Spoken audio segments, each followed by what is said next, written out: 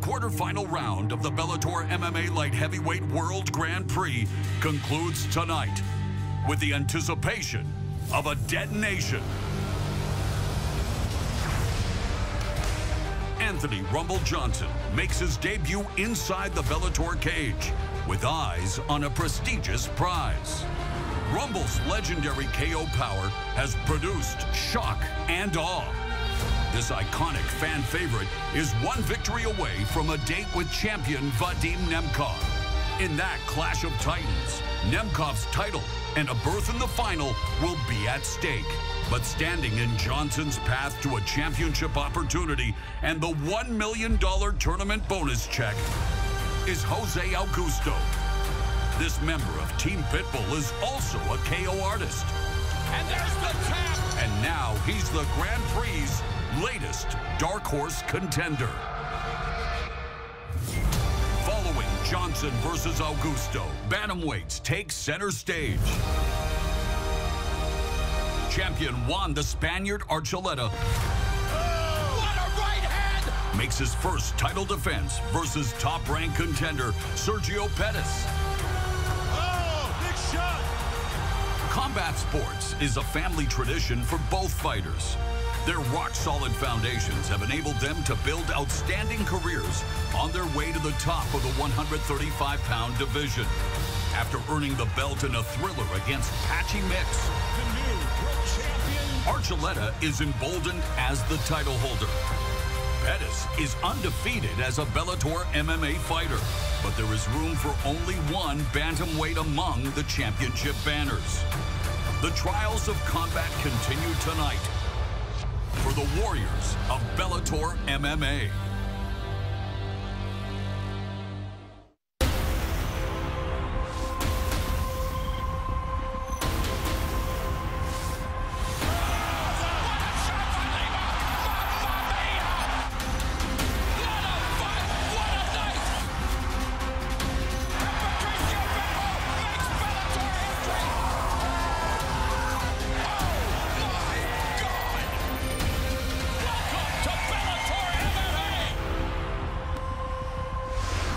Bellator MMA set to put the May in mayhem with the first of two events this month emanating from the Mohegan Sun Arena in Uncasville, Connecticut.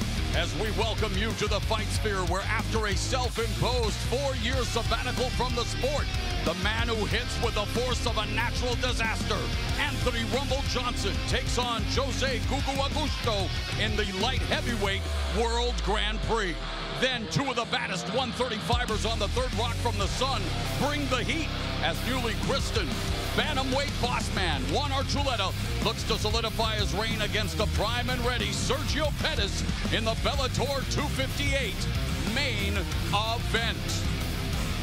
Hello there, I'm Mauro Ranallo, and he is Big John McCarthy. And John, main event flying under the radar, but if you know, you know. This is a mouth-watering matchup made even sweeter because the title is at stake. What intrigues you the most about Archuleta versus Pettis? What I love about this matchup is the contrast of styles. Juan Archuleta is this guy that takes giant leaps, uses wrestling, uses all the techniques of MMA to be successful, while Sergio Pettis is the technician. He's the sniper. He's the guy that's got a clean, crisp stand-up, and he takes little movements. He's like Tom Brady in the pocket. Just little movements, and ding, there it goes again. So who is going to be the guy that actually controls the pace and location of this fight? We will find out in the Bellator 258 main event, and with more on tonight's Fistic Fiesta. Let's go to the fight desk and say happy early Mother's Day to Jen Brown. Oh, well, thank you, Mauro, and a happy early Mother's Day to all the moms out there watching. Well, we have got a fantastic night of fights lined up for MMA fans. It's a stack card from top to bottom. Now, of course, we have the world title fight in our main event we just heard Mauro and Big John talk about. But the light heavyweight World Grand Prix continues tonight as we close out the quarterfinals of the tournament. Now, Anthony "Rumble" Johnson will be making his highly anticipated Bellator debut when he takes on Jose Augusto. Now, the winner tonight will face the current champ, Vadim Nemkov, on the other side of the bracket. Now, the former champ and current heavyweight champ Ryan Bader, he's advanced to the semis, and he's going to face Corey Anderson. And folks, We are in for a treat tonight because Corey Anderson's working a little overtime tonight. He's making his analyst debut. Welcome. Thank you guys for having me. No overtime, just showtime. All right, I love that. Good job. All right, well, you know, it was a few weeks ago. We were sitting up here. Josh and I were watching your fight. You were taking on kind of that newcomer, unknown guy in Dolashan Yakshimuradov. You said you wanted to come out and make a big statement. You did just that. How did you feel about that performance? And I feel great about the performance. I think I did exactly what I needed to. Make a statement and make everybody in the tournament know, like, wow, if we get in that position, that's going to happen to me. How difficult is it, though, to fight someone that you know that not many people know, but you know he's tough because he came from another promotion over in Russia that's very tough and has produced a lot of top fighters? I mean, it was difficult, but at the same time, it gave me more motivation and made me study very hard to be fully prepared because we didn't know what he would bring. So I had to be prepared for everything, and I feel I completely did that. Was the game plan to always do what you normally do? Is like stick and move, stand in front of him, like, and move the body, stick and move, use your reach and your range, and then utilize your wrestling for the ground and pound? Yeah, I mean, we use the punches to set up the takedowns. It's just like college wrestling, high school wrestling, you hand fight to get to the takedown. Same thing, my punches is my hand fight. And I use my punches and my kicks to make you either bag up or overcommit. And either way, I'm getting on my takedown. We're seeing that famous ground and pound that we love to see from you. Now, your next opponent is Ryan Bader, the former champ. And you guys have spent some time together. I know you've trained together. After your fight, you guys faced off in the cage, and you said to him, hey, one guy always knows. So what did you mean by that? You got to get to, you know, we had Bader up here. We need your take on what everyone knows. You know, every fighter knows. You know, you go to the gym and you spar to get better, you say, but at the end of the day, you don't go home after getting your butt whooped and say, oh, I got better. No, you go home and think, I got my ass whooped today. And as for that, we know between me and him who the one that went home and said that every night. All right, well, then I want to hear you say it, though. I want to hear you say no, but look, he had nothing but great things to say about you. And when you guys were squared up in the cage, you said, obviously, you know, and he knows, but how much have you guys changed since that moment? I mean, in time, things change with time, just like wine. Wine gets better with time, and just like milk, it spoils with time. So I feel like I'm the wine. I'm in my prime. I'm 31 years old. When I trained with him, that was 4 years ago. I was 27, just got in the UFC. Now, here I am, been in the top 10 my whole career, and I've grown, you know. He's been in this for 10, 12 years, you know, so his time is starting to wind out, I believe. So I feel I'll be ready and more prepared than he is. All right, well, we look forward to that matchup. Now, tonight we are going to close out the quarterfinal round of the Grand Prix when Anthony Johnson makes his highly anticipated return to MMA. Now, he's going to face Jose Augusto, who is coming in on short notice. Rumble was supposed to face Yoel Romero. Romero unable to clear pre-fight medicals last week, so now in steps Augusto on a 6-day notice, Josh. We know that that's very difficult, but how excited are you for this matchup and to finally see Anthony Rumble Johnson inside the Bellator cage? I'm extremely excited to see Anthony Rumble Johnson. I've known him for a long time. I was one of the people that kind of helped get him into the bigger shows. And so the fact is that now him being away for 4 years and having to fight someone who's relatively unknown and someone who we know is good and just fought a month ago, but there's a lot of answers to be made with Anthony Johnson. It's 4 years away. We know his style is the same style. He's not going to change that. He's going to be an anti-wrestler. He's going to stuff takedowns, and he's going to let his hands fly and his feet fly. Just like Josh says, I'm excited to see Anthony back as well. But in a little different window for me, when I fought like my third fight in the UFC, he took me underneath the wing after the win, took me out and told me some things, taught me some things. So we've always had that mutual respect for each other, and we're friends because of that. And like you said, he's going to go out there and he's going to swing. It's like rock'em sock'em robots with him. But people forget he was a national champ wrestler. He can do that too. So don't go out there and think he's only going to strike, because he can take you down if you want. The advantage that Gugu has, Augusto, what he has, is that he just fought less than a month ago. And that right there is the ring rust off of it. He understands, look, I've already been here. It feels comfortable and feels like home. Well, he's kind of got that Cinderella story, but he is taking on a very difficult opponent now. It's no denying, because, you know, Rumble's been consistently one of the most entertaining fighters of all time. All right, I can't wait to see these two throw down. Here's a look at the rest of our card coming your way later on tonight. We've got, of course, a fight where bad blood has been brewing for quite some time now. It's Team Pitbull Brothers versus SBG Ireland, with Tricky Pitbull takes on Peter Queerly. And to kick off the night, though, it's a fight that has been rescheduled 2 times now, and finally it's ready to deliver. Morrow, back down to you. Yeah, third time, and finally Michael Page and Derek Anderson look to bring the harm to each other. Page has won 4 in a row. Anderson has won 3 in a row. We now welcome the first fighter of the evening, Derek Barbaric Anderson.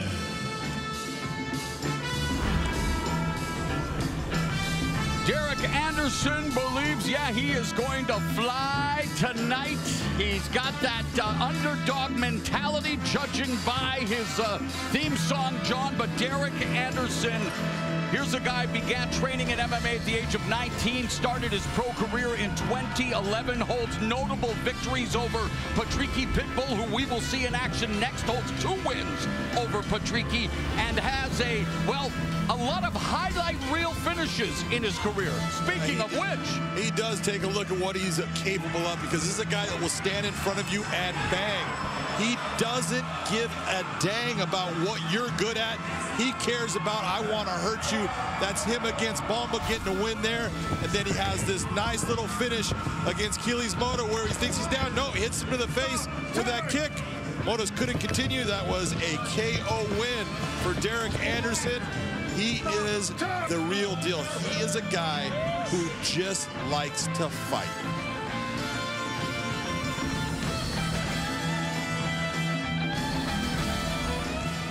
And now, his opponent, MVP, Michael Venom Page. All right, stop what you're doing, because MVP's about to ruin the image and the style that you're used to when it comes to entrances. Yes, rest in peace, Shock G, but MVP, one of the most dynamic fighters in MMA, must be a fan of the movie A Quiet Place, or maybe just marching to the beat of his own drum, John. Do you hear a drum? He does. Okay, I don't hear a drum, but there's one thing that we know. Michael Venom Page is a highlight reel unto himself, and he will beat that drum. Look at that nice knee right there against Richard Kiley. That put him out. He had one of the most explosive knees I've ever seen. There is his right hand, putting another fighter out. This is a guy that can hurt you at any moment in the fight. He is so explosive, so fast, so accurate. He makes good fighters look bad. I have a feeling it's his way of saying it's the quiet before the storm. And on that note, let's take a look at the numbers for our first fight at a contract weight of 175 pounds. Look, you can take a look at those records. You can look at the age, all that stuff, but that's 79-inch reach compared to 74. Derek Anderson is a guy that needs to get past that reach so he can be the violent, barbaric fighter that he loves to be. It's time for the dulcet tones of the voice of Bellator MMA, Mr. Michael C. Williams.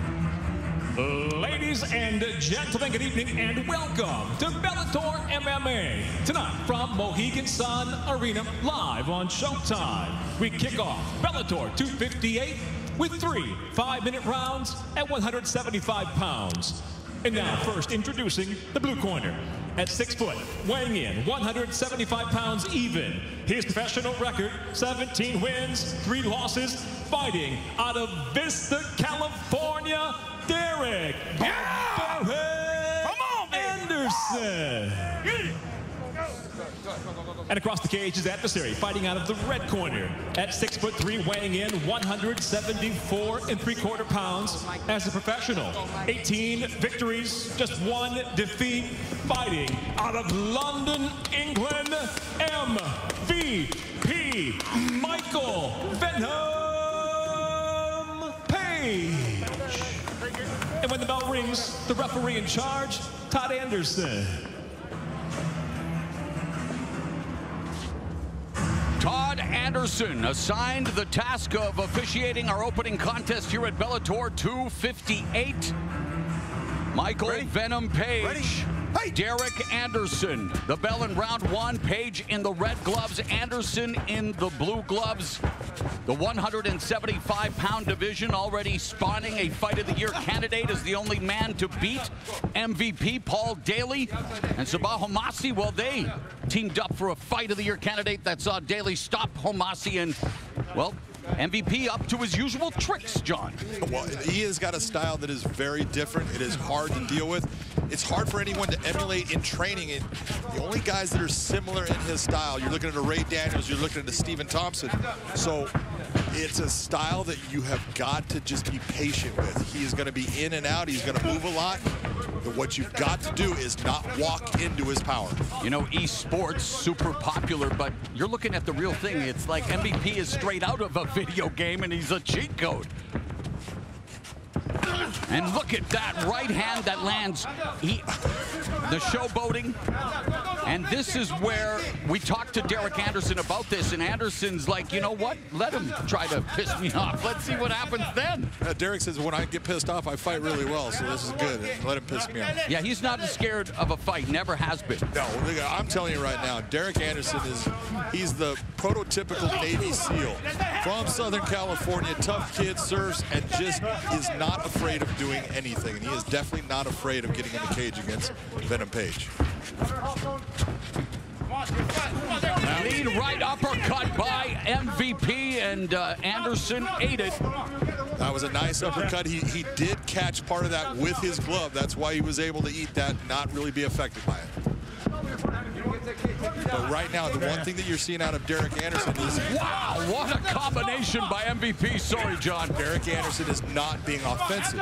He's trying to wait because he knows that Michael Venom Page is a counter striker, and he's trying to pull Michael Venom Page into being that guy that initiates it, and Page is doing that. He needs to respond off.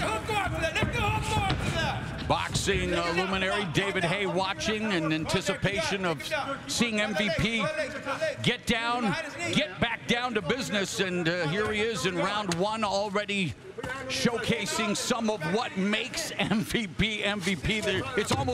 It is impossible to prepare for someone who fights like he does. There's just nobody in your gym that does what he does, and so it's very difficult to get prepared for him. You think you know coming into that cage exactly what you're going to deal with, and then all of a sudden it's completely different. But here's one way to stop MVP from doing what he does. Find that ear. Watch those 12 to 6 elbows. Derek Anderson needs to complete this takedown. Just getting him against the cage, just getting in the clinch is not enough. You need to get this fight to a position where you can do damage. Under 2 minutes remaining in the opening round.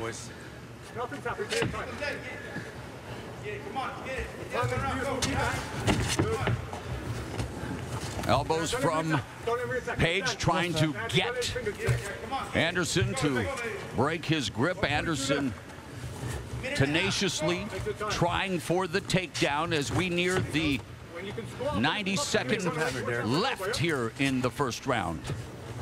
Yeah, Derek Anderson needs to really think about switching up what he's doing. He's just sitting on that single leg. He needs to switch that to a double leg, switch it back to the single. You've got to transition. You've got to chain those techniques together.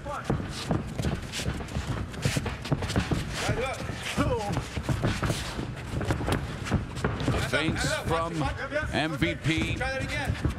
The mobility. A kick by MVP, and what a recovery by Anderson.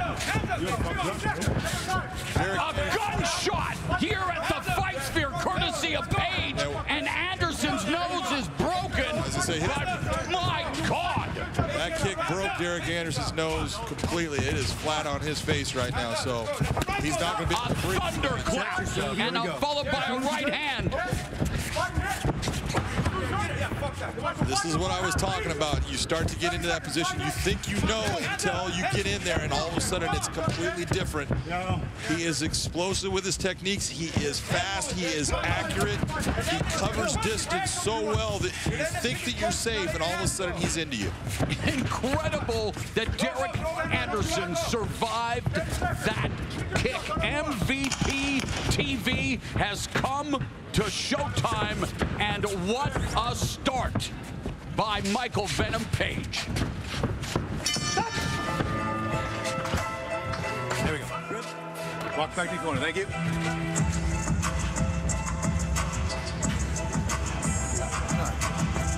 Your nose is broken. That's it. Fuck.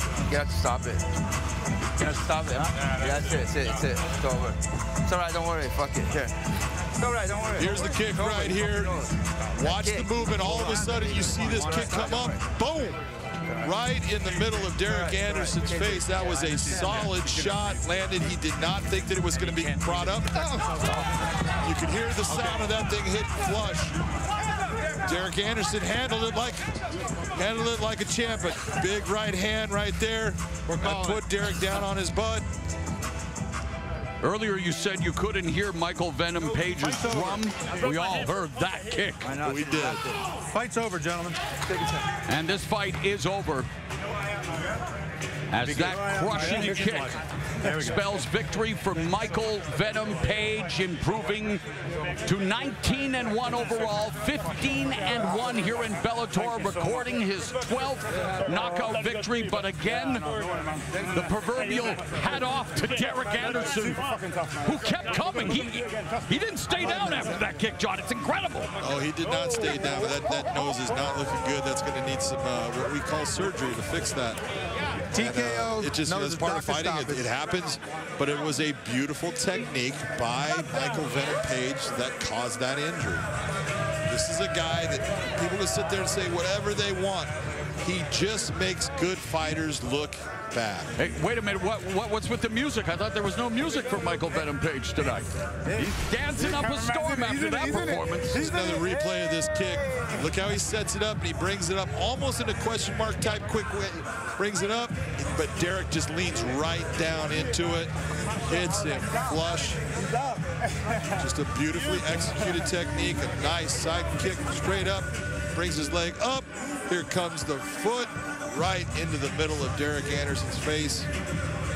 And Michael Venom Page becomes the first person to stop Derek Anderson via strike. There you go.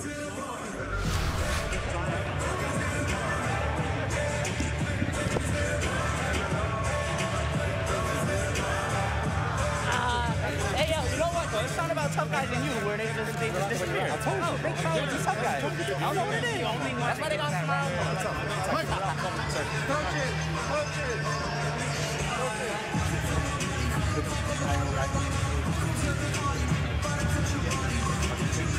You know, Michael Venom Page jumps suddenly like popcorn kernels, and, well, you need a bag of popcorn ready because he is definitely must-see TV. Let's go to Michael C. Williams. Ladies and gentlemen, upon the advice of the cage-side physician, referee Todd Anderson waves off the contest due to injury. The official time, 5 minutes of round number 1 for the winner by TKO, MVP Michael Venom Page. So Michael Venom Page would love an opportunity. Another opportunity at the Bellator Welterweight Championship, currently held by the man who, well, stopped him here in Bellator, being Douglas Lima. And now, let's go to Big John McCarthy. All right, we got to start this from the beginning. Congratulations on an outstanding performance, a beautiful win. What was the reason for you walking down that ramp into this cage, no music? Talk to me. Firstly, I just want to give my brother a happy 30th birthday. So, Kalen Page, you know I love you. Happy birthday to him. You know I feed off the crowd. There's no crowd here. I know there's loads of people watching, but I know I entertain when I'm in here, and I do my job when I'm in here. But with this kind of atmosphere, my music's not coming on. I'm not turning on the entertainment until the people are back. Okay, sounds good to me. Let's talk about what you did inside this cage, because Derek Anderson is known as a tough guy, but he was having a problem with your range. That was that length and everything. Talk to me about the setup. Did you see that kick before you actually decided to pull it out and land it? Did you see that happening? Yeah, obviously not as effective. I knew I'd land it. It's from the beginning. Obviously, a lot of people know I come in straight lines. Yeah, I'm a sniper. I come down the middle. So, and he kept trying to pull his head to one side, but I wanted to keep checking and seeing if he's going to keep going to the same side, which he did. So I knew eventually I was going to land a shot on that side.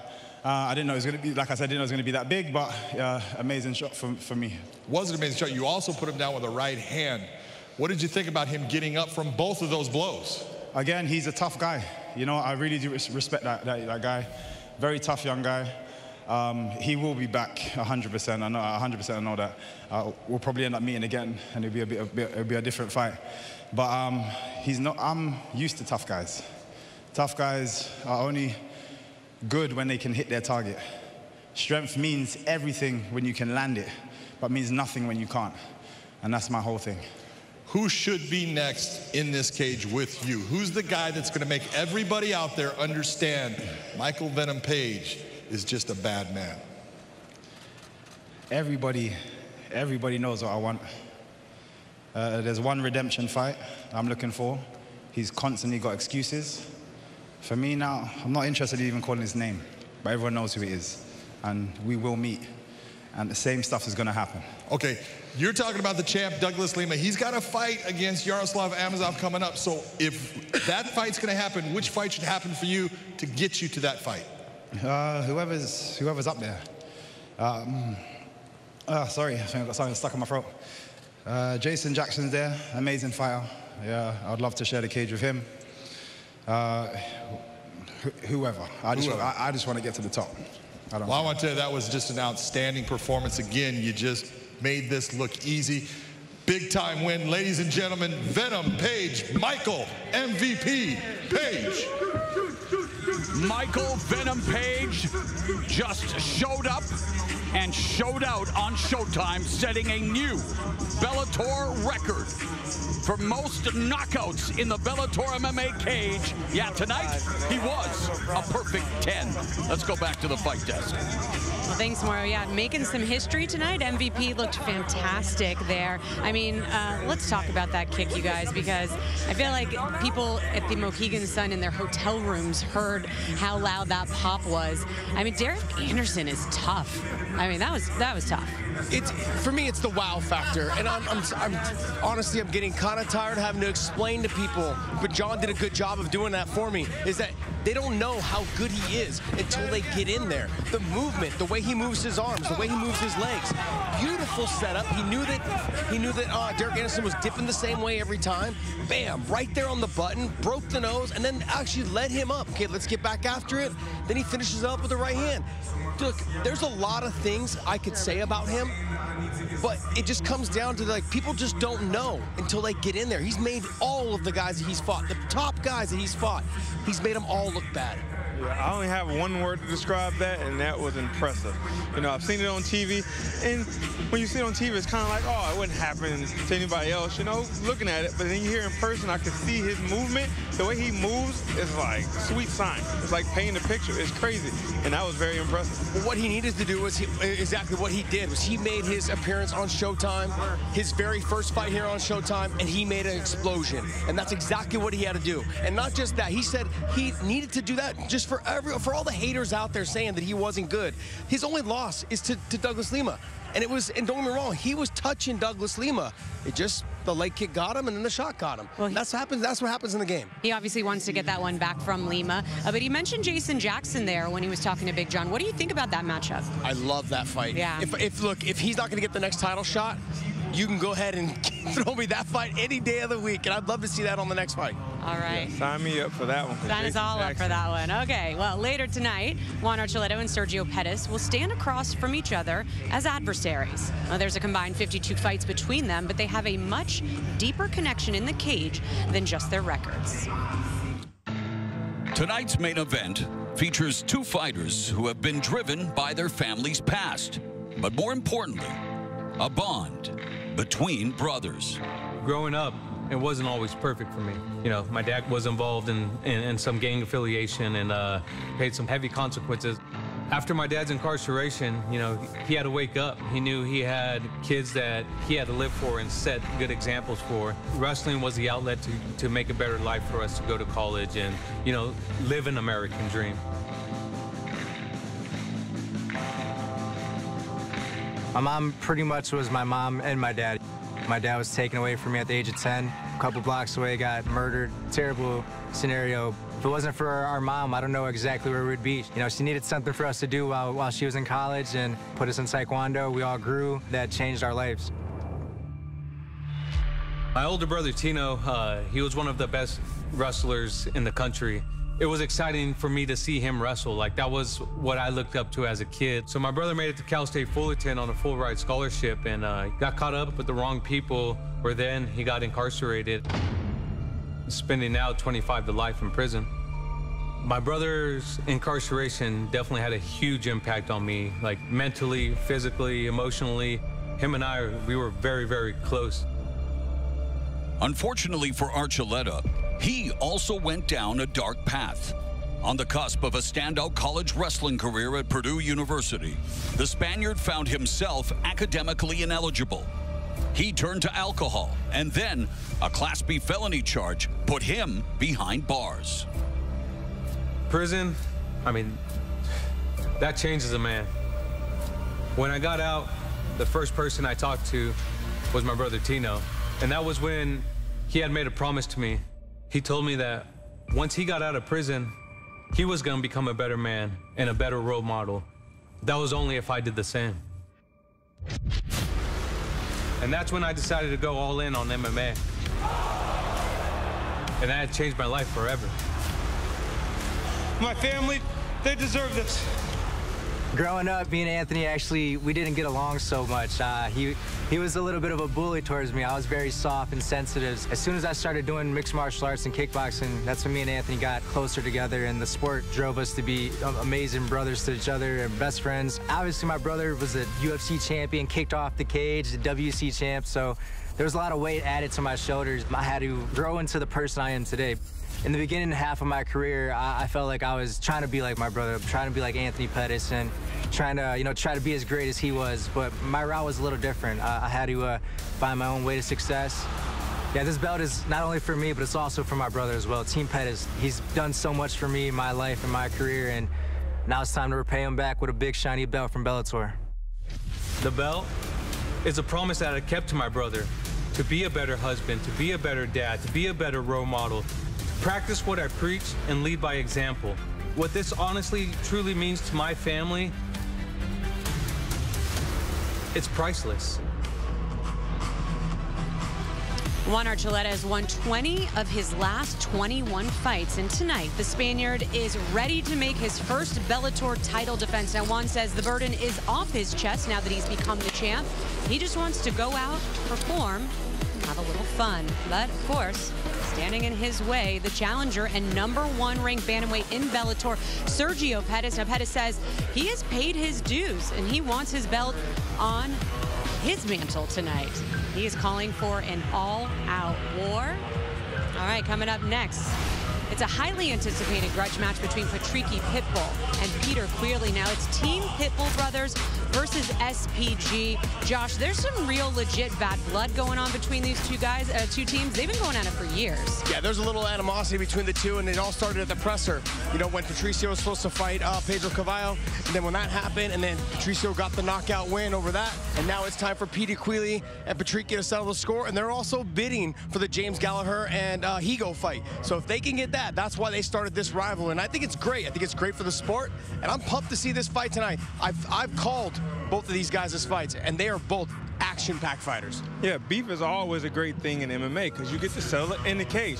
You can have a problem. You can argue, bicker all you want, but guess what? We got to fight at some point, and that can go in there and make a great collision and make an exciting fight. Well, when we talked to Queerly this week, he actually said he was feeling a little of that extra pressure of having to represent his team. Obviously, Pitbull Brothers are up 1-0. So how does he go out and get the win to settle the score tonight? So the way I thought he was going to go out and get the win is not the way he said he was going to go out and get the win. So he has me a little confused. But if he does what he says he's going to do, then that means that he's going to walk him down and do what he did against Ryan Scope. He stuck and moved, was able to land some good shots. Ryan Scope came out in the second round, though, and dropped Peter Queerly with a head kick. Gassed himself out, and Peter Queerly went right to the sweep, got to the top position, and finished Ryan Scope.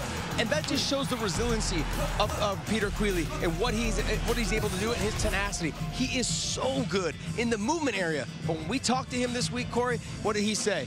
He said, I was going to take it to Pitbull and have him on the back foot. And I feel that is not a good game plan to go against somebody like Patricky. You know, he got that right hand, and if it lands when you're coming forward, it's like a train. You're coming into it, and that's going to be lights out.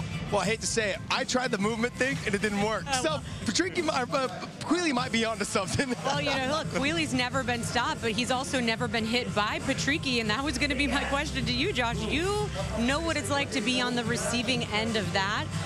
Is his power going to be too much tonight? I had to bring it up before you did. Of course, he's got amazing knockout power, but the one thing that I think that separates him from the younger Patricky and also his brother Patricio is that they have now settled down and they understand that they know what they possess. They possess dogs. They've got power in the right hand and the left hand, and then they also have flying knee knockouts as well. They are so impressive, and now they wait for the fight to come to them and then just to eat up their opponent with their power. Yeah, and like you compared to his brother, I feel his brother, the champ, is more patient with his. He waits for that perfect shot and he throws it. As for the older brother, I feel he's a little more wild with his punches. I watched some film on him. He's out there. He's throwing for the knockout all the time. As for the champ, he's waiting for the knockout to come to him. Comes with maturity, and that's really what it is. But they've both matured a lot since their younger years. But I got to tell you right now, Patricky is right now fighting for that title.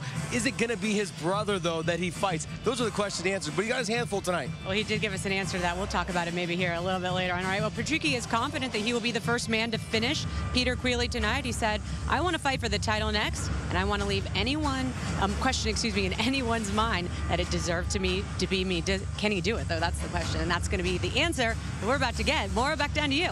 All right, Jen, thank you very much. Yeah, Patricky Pitbull has won 7 of his last 8 fights, while his opponent, Peter Quealy, is coming off his first knockout win inside the Bellator MMA cage. It's a good old-fashioned grudge match. And now, ready to make his way to the cage, Peter, the showstopper, Quealy. Yeah, while 16 of his 18 pro fights have gone to the judges, Quealy looking to build on what transpired in his last visit to the Bellator MMA cage. One of Conor McGregor's main training partners for the last 10 years. And you talk about MMA lore, the gym rivalries, Brazilian top team and Shooter Box, American top team and Blackzilians, and now we have SBG and Team Pitbull Brothers. Well, when you're talking about Peter Quealy in that gym, this guy's the heartbeat of SBG. Yes, Conor McGregor's the bigger star. This is the guy that everyone goes to when they were concerned about something, wanting to learn something. Peter Quealy's their guy.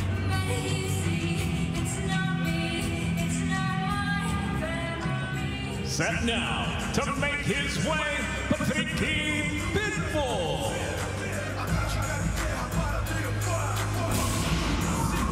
Earlier today, Patricky Pitbull was tied with Douglas Lima and Michael Page for most wins by knockout inside the Bellator MMA cage. That is no longer the case after what we saw transpire in our opening contest, with Michael Page now holding the record. A little extra incentive maybe for Patricky Pitbull, but he has to focus on Peter Quealy because he understands just how important this fight is to his title aspirations. This fight is everything for him right now. He wants a chance to the title. This is the man he's got to go through to get there. All right, John, break down the tale of the tape for this lightweight encounter. Well, you take a look, Peter Quealy, we talk about him being good on the outside. He's taller, he's longer, but he says he's going to go right at Patricky. We'll see if that works. Here's Michael C. Williams. Bellator MMA now features lightweights, scheduled for 3 5-minute rounds live on Showtime. We introduce the blue corner first. At 5'10", weighing in 155 pounds even, his professional record, 12 wins, 5 losses, 1 draw. Fighting out of SBG, Dublin, Ireland, presenting Peter, the showstopper, Quealy. You're a show. And across the cage, his adversary, fighting out of the red corner. At 5'7", weighing in 155½ pounds. The Bellator veteran brings 23 professional victories, 9 defeats out of Team Pitbull Brothers. Natal, Rio Grande do Norte, Brazil. Introducing Patricky Pitbull. In charge, your referee, Kerry Hatley. Kerry Hatley, the referee. We saw over Patricky Pitbull's shoulder his younger brother, Patricio Pitbull, the champ.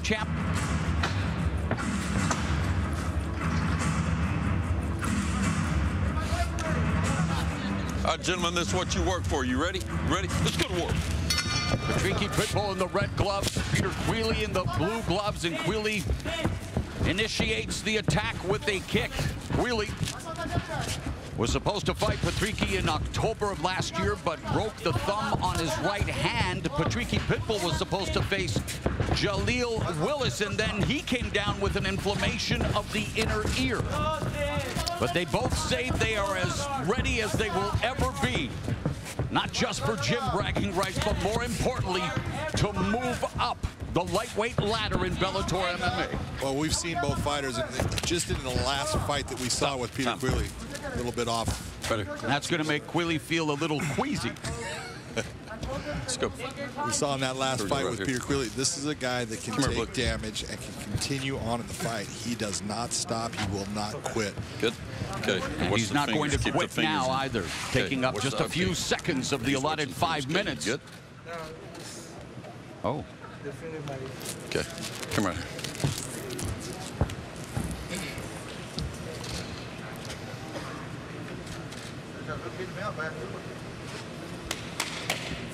I didn't see anything go towards the eye. Watch your fingers. Watch the kick. Here we go. Ready? Let's go to work. Action resumes.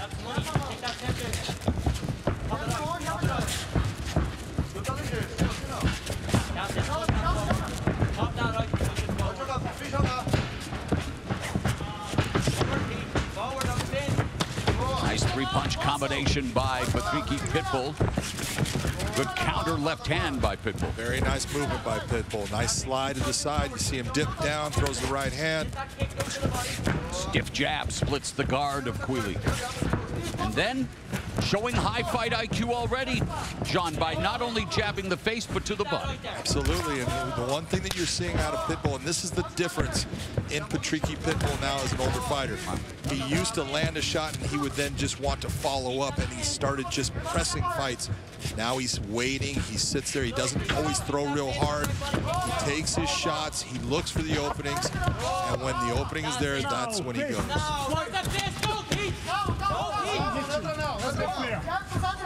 Well, the bad blood continues to come to a boil.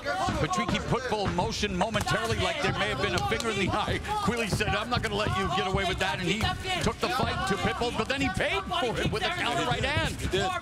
But he's right. If you know, hey, I did not land anything to your eye. And he did not. There was nothing there.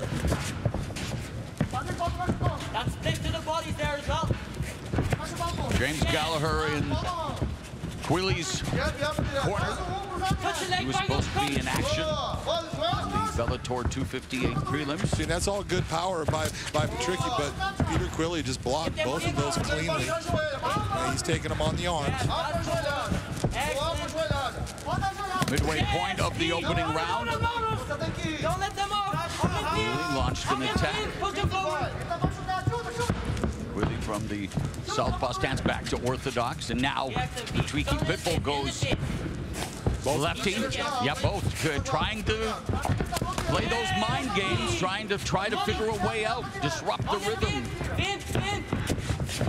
2 minutes left here in the opening round as Patricky Pitbull attacked the lead leg before Queally switched stances again and does so yet again. Lead right uppercut, left hook, low kick combination. That was a beautiful finish to that with that low kick. That's what you want to do. You want to hide those kicks behind those hands.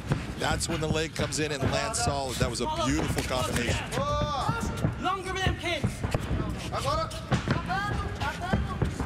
The body kicks are there. 90 seconds left here in the opening round.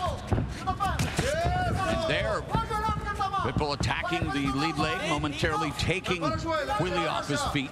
Queally was talking about putting Patricky on that back foot. He hasn't really been able to do it in this round.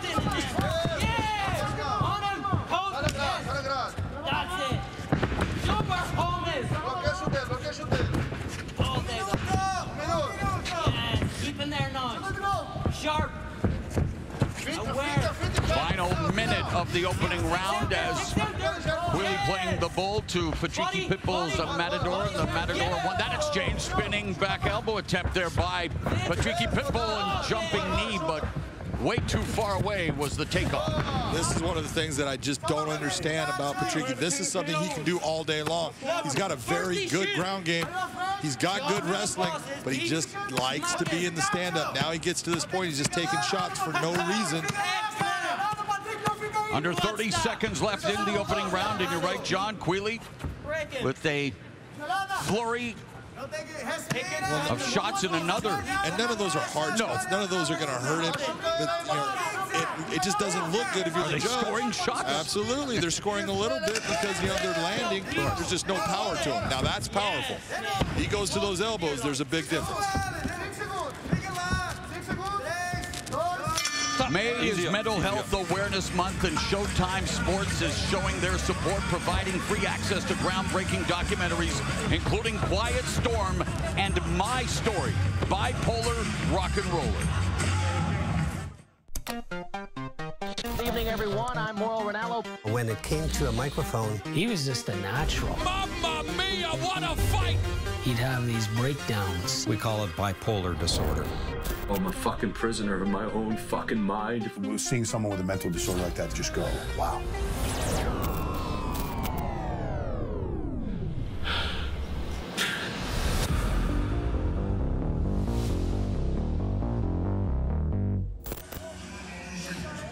Mental health may be a life sentence. It does not have to be a death sentence. We are better together. You are not alone. A big thank you to Showtime Sports and everyone who is helping to destigmatize mental illness.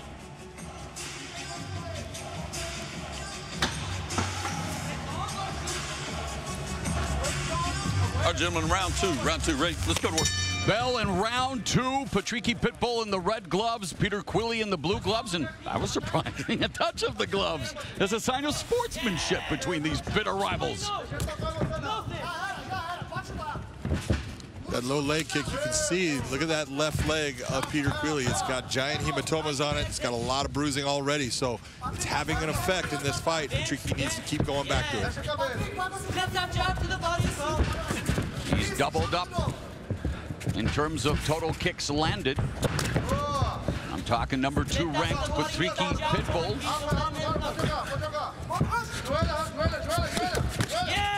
That was exactly what Pitbull needs to do. When you see Queally with that high guard, bringing his hands way up, don't try to punch through that. Go to the body.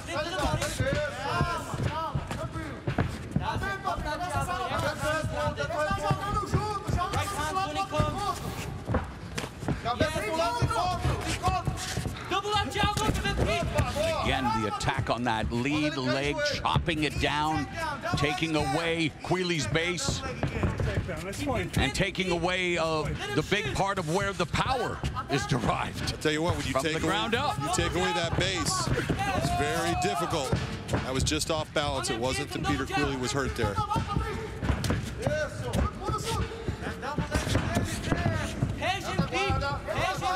Notice that Peter Queally is now switching stance a lot more, bringing that right leg forward, taking that left leg, bringing it back. And again, but Patricky Pitbull now with a cut around the right eye. Blood trickling down the side of Patricky Pitbull's face. Yeah, it's not bad at all, though. The one thing you don't want to see is a guy starting to paw at it, though. And that's what he's doing. Well, that's usually saying that some of the blood is getting in the eye, and what happens when the blood gets in the eye, it almost gets like it's a sticky haze in your eye. Blur your vision, that's for sure. 2 minutes gone here in the second.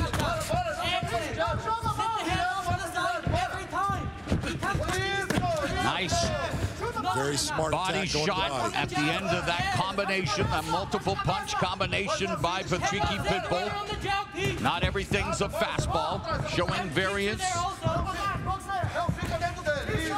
Midway point of the round and the fight.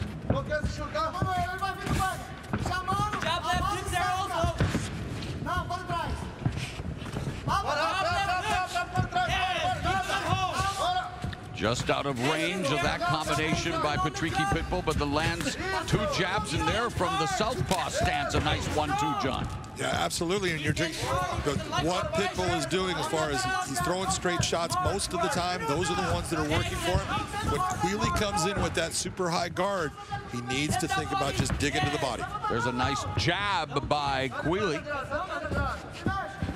In this round, Queally has been able to really try to force that, I want to keep you on your back foot. He's kind of holding his ground a lot of the time. Not getting a lot of movement, standing right in front of Pitbull. Good combination by Patricky Pitbull. High kick blocked by Pitbull. 1.5 minutes left here in the second round, and Patricky Pitbull again with the low leg kick, and there's a body kick.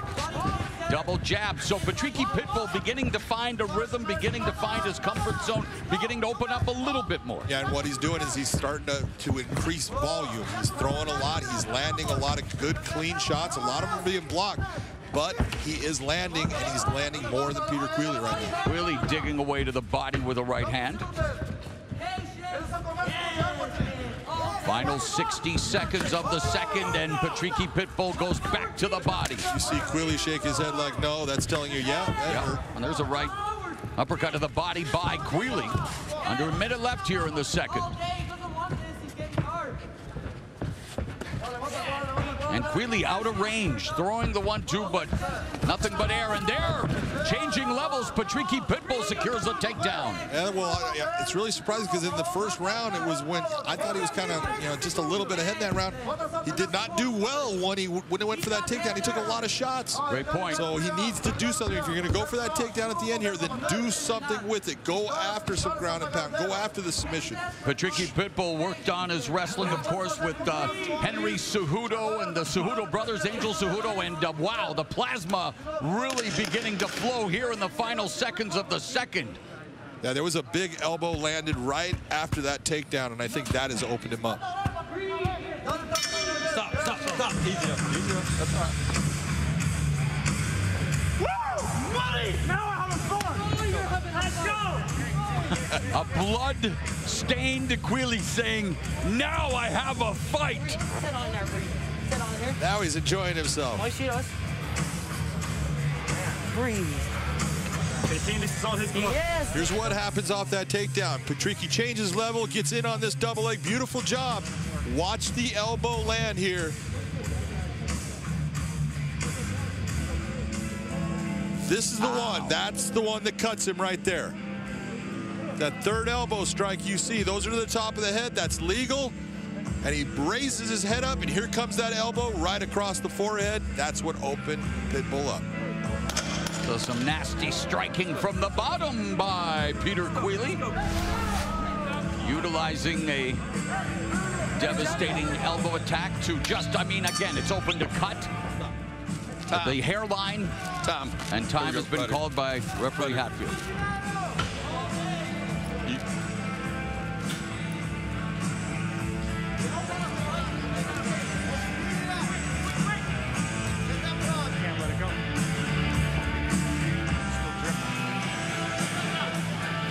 Normally when you see a cut that continues to bleed is not, they didn't stop it. This is where you're looking for cut men. They've got to do their job. They've got to have time to be able to stop that bleeding. Let's listen in, John. It's up to you. Listen. The doctor has stopped the fight. Continue, John. Many times when you have what the doctors are looking for, they're looking for that cut man in that 50 seconds basically that they have to be able to stop and quell the bleeding. Sorry, Patricio was having a conversation with Queally as well. I know that. I was watching. It's a great fight. Yeah, I know. Great fight. I know. Let's not ruin it now with that. If you read the video, you're gonna see that. Okay, we'll watch the video together if you want, and we can decide. Okay. If I cut the rules, I will tell you. Okay. All right.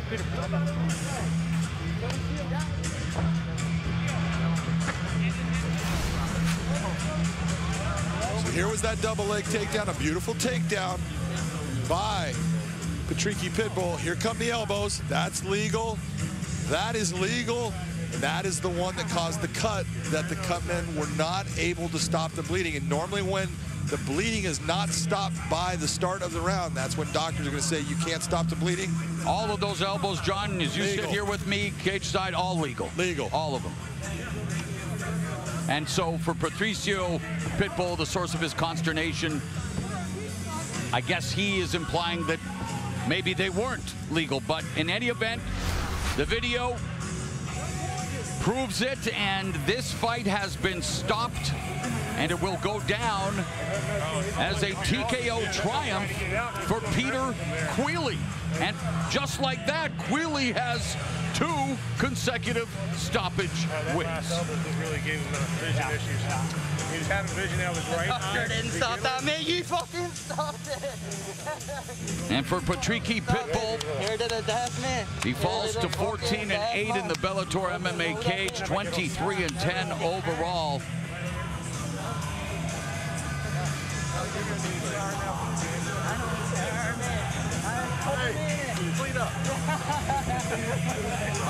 And unfortunately unable to stop the bleeding. The doctor did not allow it to continue, and so let's get it to Michael C. Williams to make it official.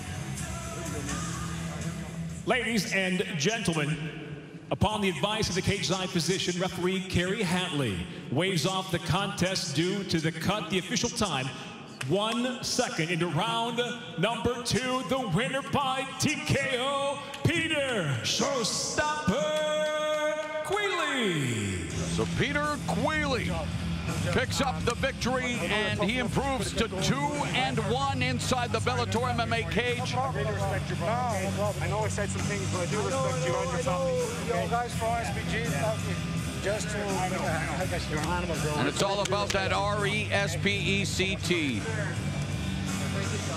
The bravery, the courage, the heart, the respect, it's all mixed martial arts. And a man who knows everything about MMA is Big John McCarthy. Peter Queally, congratulations on a beautiful victory. That was a very well planned out fight. You executed what you wanted to do. You put the pressure on him at times. He did land a lot of leg kicks. Talk to me about what that was doing to you during the fight. It was a lot of pain, but you know me, Big John. You need to kill me to get me out of here. If you think you're going to stop me with leg kicks, you need another plan. This is not going to happen. Well, he made a decision in the first round to try to take you down near the end of the round, and you landed a lot of shots, a lot of punches, a lot of elbows. I actually thought that's what won you the round at the end, and then he made the same decision again near the end of the second round, and you again did damage. Those were all legal strikes. They were good elbows. Talk to me about what was going through your head. Yeah, that was exactly my plan. When people fight the Pitbull brothers, they're afraid of them, and rightly so, because they've got tremendous power. But I know what you have to do with him. You can't be afraid of these guys. You have to go after him. And this was my plan. I wanted to put so much pressure on him, bring the fight to him so much that he would wrestle and get tired. I know he's tough enough. He could have went on into that third round and we would have had a great scrap, but I felt like I did a massive amount of damage. I had a mouthful of his blood in my mouth trying to spit it out there at the end of the second round. It was pretty wild, so. Well, it was pretty good at the end of the second round. You walked back with blood all over you saying, now I'm feeling good. Well, this is what I love. You know me. I want to fight. A real fight. And that's why I wanted to fight Patricky. And that's why I want to fight his brother now next. It's 1-1. Let's me and Patricio settle this SPG Pitbull feud now. That's the only way to do it. So you believe that that should be your next fight? 100% it should be. Lightweight. Exactly. For the belt. Yeah, I think he's gonna win the tournament against AJ. Good luck to him. And then he should defend his belt against me. And let's settle this once and for all. He has to have respected what I did to his brother there. And if he doesn't want to fight me after that, then, you know, I'm going to lose respect for him. Sounds good to me. Congratulations on a beautiful win. Ladies and gentlemen, the showstopper, Peter Queally. Well, Peter Queally picks up second straight win here in the Bellator MMA cage. We mentioned him being a main training partner of Conor McGregor for the last 10 years, and, well, the notorious one, he is extremely pleased with Peter Quealy's performance tonight. The showstopper getting another stoppage win. Let's go back to Jen Brown. Well, thanks, Mauro. Peter Quealy there getting it done. You know, he called for the title next. He wants to fight Patricio. We saw him have some words there after the fight was stopped with Patricio. Do you feel like he's next in line? Well, what I feel like is this, is that I think everyone needs to understand those elbows are legal. What it is the 12 to 6 elbows straight up and down. No idea why the rule is that way. And John has told me this several times. He doesn't know either. But what it comes down to is he next in line for a title shot? I don't know. To be honest, I thought I had it going 2 rounds to none for Patricky going into that third. And so I don't know if I would probably warrant him a title shot off of that. I would actually like to see a rematch. Yeah, I'm with you on that, Josh. I feel like going into the third, when Patricio got that takedown at the end and was on top the end of the round, I feel he still run 1 and 2. And nobody wants to see a fight stopped by a doctor stoppage, especially with Warriors. You want to fight through that, so it sucks. And just like you said, I would like to see a rematch. Yeah, I don't want to see a doctor stoppage going into a potential title shot. Absolutely. Well, Patricky, you know, he was, you know, came up on the losing end. I know he's probably a little disappointed in the way that ended, especially how he probably felt going in. So, you know, we look forward to seeing him back in the cage as well. Well, from the cage to the ring, the home of combat sports has got you covered. Now, Showtime Championship Boxing returns next Saturday with an exciting bout of super bantamweights. When unbeaten champions collide. This is not a fight for the faint of heart. Expect all action. A fearless attack to win at any cost. Oh! And a fight destined to be an all-out war. I am the end. Toe-to-toe we go. Luis Neri and Brandon Figueroa clash for the world title. This action is going to be en fuego. This is the end. On Showtime. Well, that's going to be a great one. Luis Neri versus Brandon Figueroa on May 15th. Then, May 21st, Bellator MMA is back when our pound-for-pound best female fighter, Cris Cyborg, defends her gold in a rematch against veteran Leslie Smith. Then to wrap up the month of May, Showtime Championship Boxing features 4-division champion Nonita Donaire taking on undefeated WBC titleist Nordine Oubaali. That's Saturday, May 29th. All right, well, some big news for June. Officially announced yesterday at the Hard Rock Stadium in Miami, Florida, where the fireworks have certainly already started. June 6th, on Sunday, it is all about the bragging rights. The champ, Floyd Money Mayweather, meets the king of social media, the Maverick, Logan Paul. And the world will be watching Sunday, June 6th on Showtime pay-per-view. Well, tonight, Bellator's Light Heavyweight World Grand Prix continues. Our co-main event will decide who will face the champion, Vadim Nemkov, in the semifinals. Now, Jose Augusto comes in on short notice to stand against the heavy hitter, Anthony Rumble Johnson. Now, fans have anxiously awaited the debut of Rumble to Bellator, and they expect tonight he will shake the cage. I felt like I made it. You know, they got LeBron, they got Kobe, they got Jordan. My friend Menace, man, he came out here, did this mural for me. I feel like I made it now. I'm up there with the big dogs. Yeah, he needed to touch up my lips a little bit. It had him looking real lavender looking, so he can't make me look tough that way. But I love it. I do love it. When you do graffiti, fighting is part of it. If you didn't fight, you weren't going to last very long. He has to destroy a space to create something. I have to destroy a face in somebody's career to make something happen for myself. So I think it fits me. And this is my striking coach right here. Striking and cardio, because she has me running everywhere, man. So don't be fooled by the innocent look. Yeah, she's going to be in my corner. Johnson did one of those rare things and stepped away on his own terms, and now is coming back on his own terms. Nobody still did it like I did it. It didn't matter if it was a punch or a kick. You know what I'm saying? I was delivering.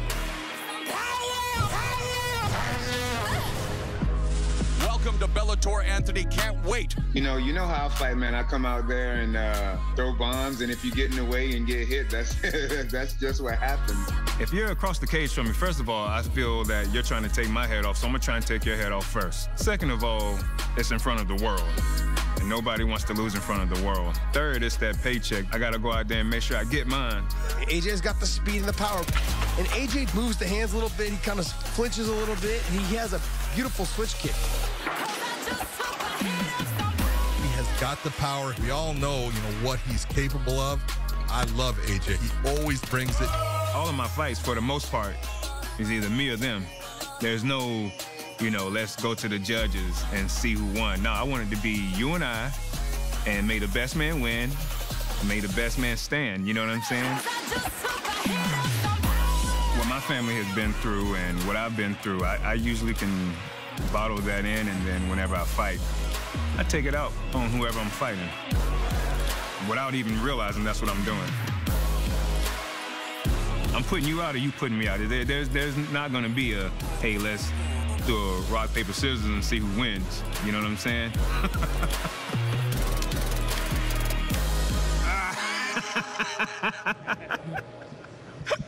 We got to love that. Anthony Johnson, all smiles there. You can tell that he is happy to be back. But the one thing I took away when I watched that, guys, he looks phenomenal. He looks like he's in great shape, Corey. What do you think? Yeah, I have to say his shape right now is probably the best you've ever seen in his career. I follow him on social media. So the week before my fight, he got on the scale. He posted he was 219 before practice. And after practice, he was 215. And that was a week before I fought. So here we are a month later. So you just got to think he was in shape that whole time, getting his cardio. So I don't think condition is going to be much of a problem for him. Well, the one story, right, is this time away from the sport. I think that's the question mark. Has the sport evolved since he's been away? I think it's kind of fair to say maybe not, Josh. What do you think? It has nothing to do with whether the sport's evolved, because his style doesn't change. Sure. And I'm not trying to disagree with you, Jen, because you are correct. You are correct. But what it is that his style doesn't change for anybody. And it doesn't matter. He's going to stuff your takedown, and he's going to try to land his heavy shots. And when he doesn't do that, okay, like he said, it's either you or me. It's like either I lose going out on my shield or I knock you out. And majority of the time, he knocks you out. He's got power, and not just power in his hands. He sets up his kicks really well to get to the head. So he sets everything up, and then when you shoot on him, and he makes you pay when you don't get the takedown. He holds the head, and as you come up, he hits the uppercut, then finishes with the right hand, left kick, whatever it is. But he does a good job of making you pay every time you miss. 100%. He's like the nowadays Chuck Liddell, the sprawl and brawl. That's the king of that back in the day. You shot on him, he's sprawling and coming up, swinging hooks, uppercuts, big shots to put you out, and Rumble's going to do the same thing. AJ's got a little bit more speed.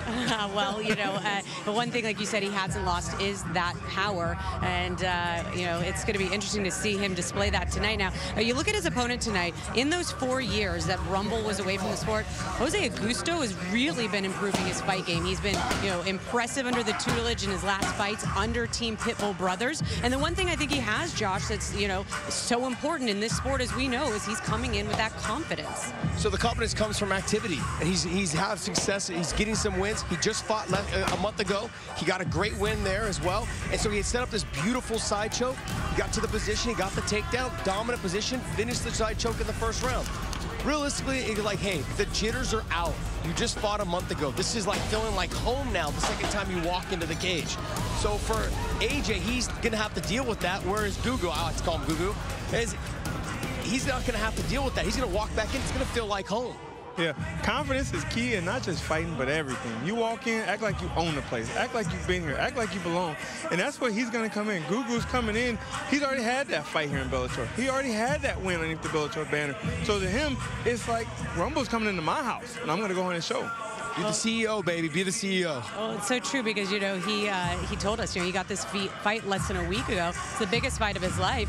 He says, look, I'm getting Rumble when he's coming back off of that layoff, and I've got a fight win streak. And so, he says, look, I've got nothing to lose, and all the pressure, well, it's on Rumble. Is that confidence enough, though? We're going to find out. Mo?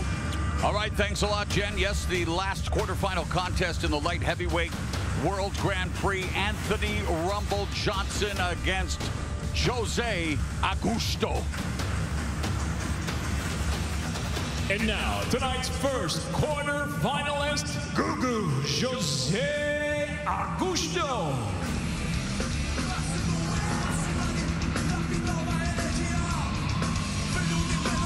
It was last month When Jose Augusto made his Bellator MMA debut, submitting Jonathan Wilson via arm triangle choke, he is now on a 5-fight win streak. John, all 5 wins have taken place since Augusto moved to train with the Pitbull brothers, and you talk about fortune favoring the bold. He said, no one else wants this fight. I get a crack at $1 million and potentially at the shot at the championship. Sign me up now. Put me in, coach. I'm ready to play. You talk about just saying, I just want this. He had this fight. They didn't even think about it. It was 5 rounds. Doesn't matter. We are ready to fight, and he proved that in his last fight. I watched this guy fight all of his fights. He has improved so much over the last couple of years. His stand-up is very crisp. He is a tough individual. He does not give up. Anthony Johnson, if he's going to get a win tonight, he's got to separate this man from his senses. The keys to victory for Jose Gugu Augusto is movement away from the power of Anthony Johnson. Don't go towards his power. Make sure you're going away. Watch out for the left high kick after he throws that straight right. Gugu believes his speed will be the key to surprising Rumble. Remember, Daniel Cormier stepped in on short notice in the 2011 Strikeforce Heavyweight Grand Prix, went on to win the whole thing, upsetting Bigfoot Silva and Josh Barnett in the process. Here is Augusto's opportunity to spoil one of the most anticipated debuts in Bellator MMA history. Oh, it's anticipated, but here it comes.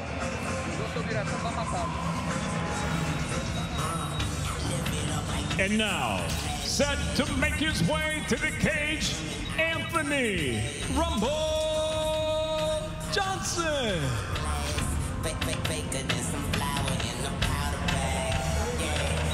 Anthony Rumble Johnson, almost 49 months to the day after he walked away from MMA.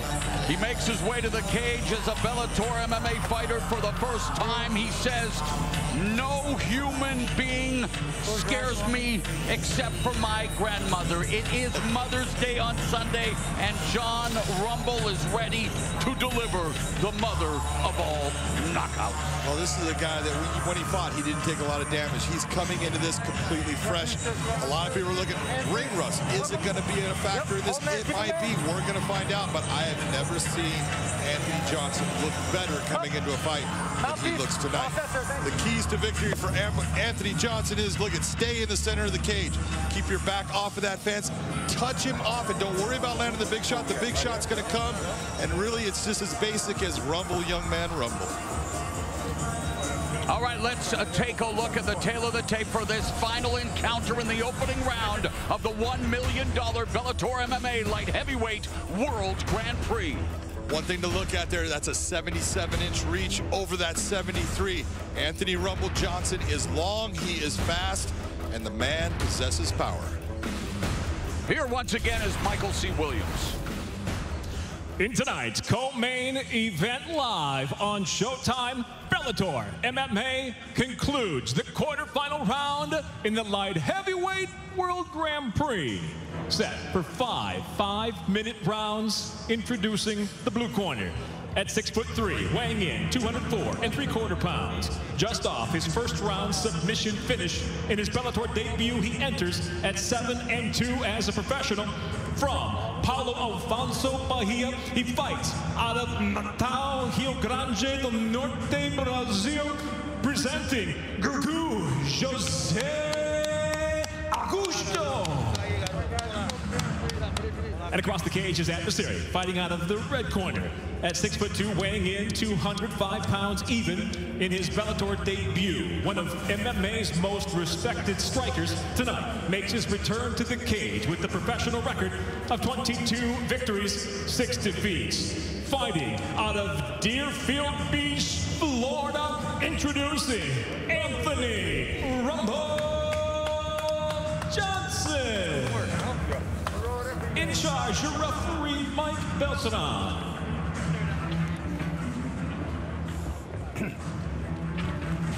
All right, John, been over the rules already. Protect yourself at all times. Obey my commands at all times. Touch gloves now if you want.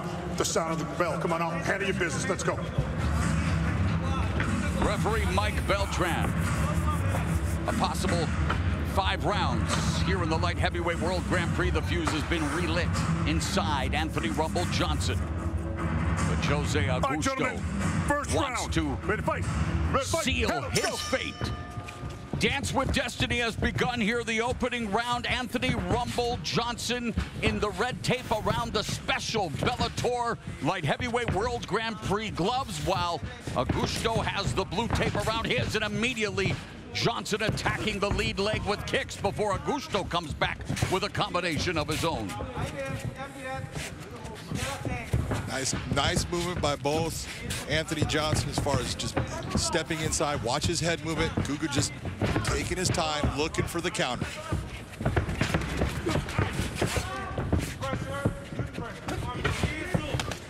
Five of Augusto's wins have come via knockout. Beautiful push kick by Anthony Johnson.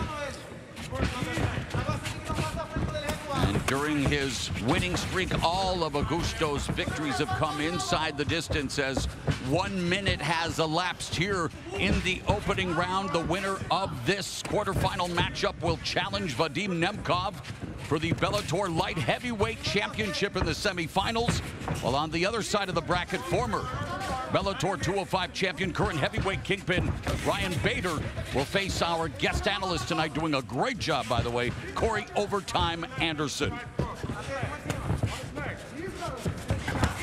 Nice right hand to the body by Augusto.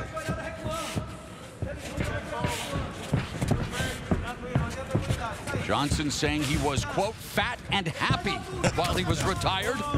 Nice. But boy, he's gotten into incredible shape, and yet, as you were mentioning there, John, some good offense on the part of Augusto here. Absolutely. In the first round. Beautiful left hand, hiding that right kick to the leg. That's exactly what he needs to do throughout this fight. Oh, hurt his hand off Anthony's head. You can see it. That could be a problem. Yeah, the hand, he's obviously been compromised. And Johnson will try to take advantage. The right hand of Augusto is hurt. Yeah, what happens with that is when you land that hand, you know, if it's straight into the top of the head, you're okay. But as soon as you get that little angle off, there's that pressure going to the side, and it can snap those small little bones. And Augusto maintaining, trying to stay in the fight. Even throwing a right hand, but it's too much. Yeah, it's too much.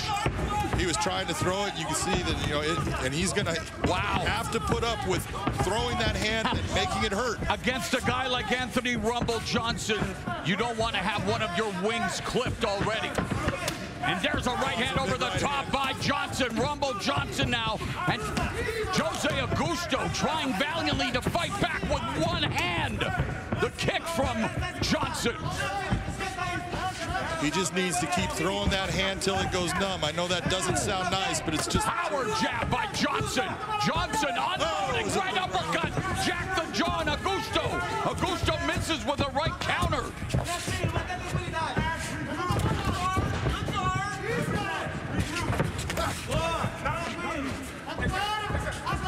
This is what I was talking about, Augusto. He is tough. He does not quit. Lead right uppercut. Another uppercut by Johnson. Tags him with the... Johnson. And Augusto. Augusto. Jose Augusto has Johnson in trouble. What a dramatic recovery here by Jose Augusto. An incredible turn of events here in the opening round.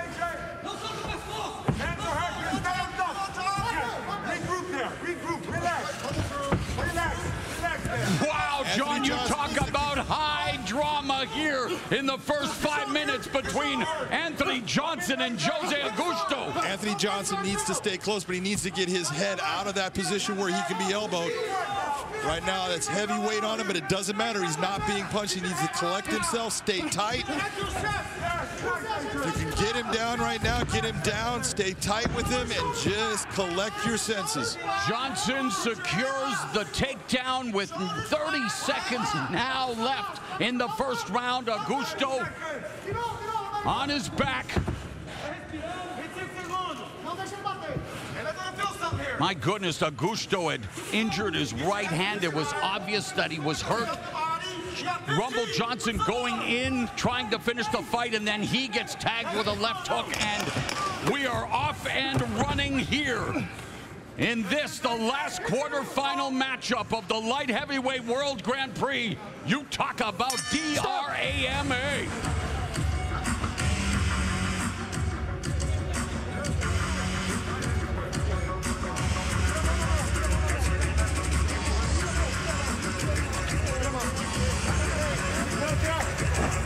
Oh, okay, I didn't know he was coming in. This is the shot that hurt Augusto's hand. Watch right off the top of Anthony Johnson's skull. You can see he grabs his hand, starts to shake it out. That's the one that hurt it. Then you see him actually connect with it. He actually turns in pain.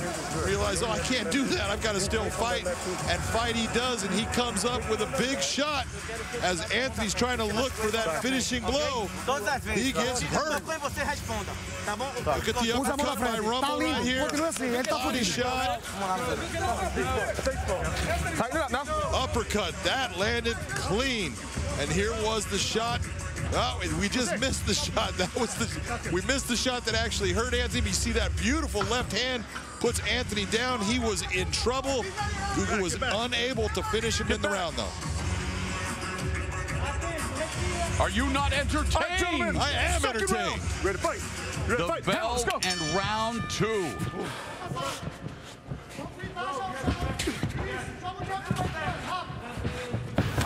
Augusto Superman punch, and Johnson still trying to find his rhythm, regain the faculties. As our unofficial scorer, Big John McCarthy, you gave the opening round to Augusto, 10-9. Augusto almost finished that fight. When you're taking a look at the damage done, yeah, his hand got hurt, but then he almost put Anthony Johnson away. That definitely wins him the round.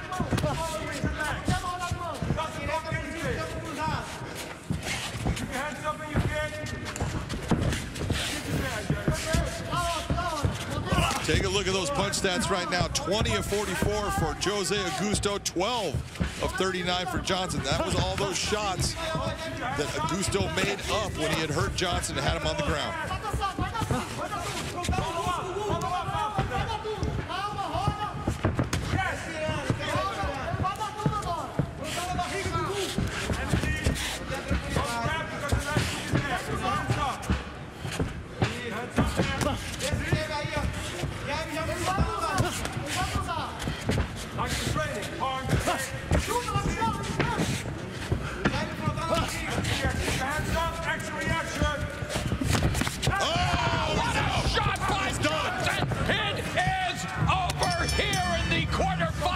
Of the Light Heavyweight Grand Prix, and just like that, we anticipated a detonation, and Anthony "Rumble" Johnson delivers the fight-finishing bomb.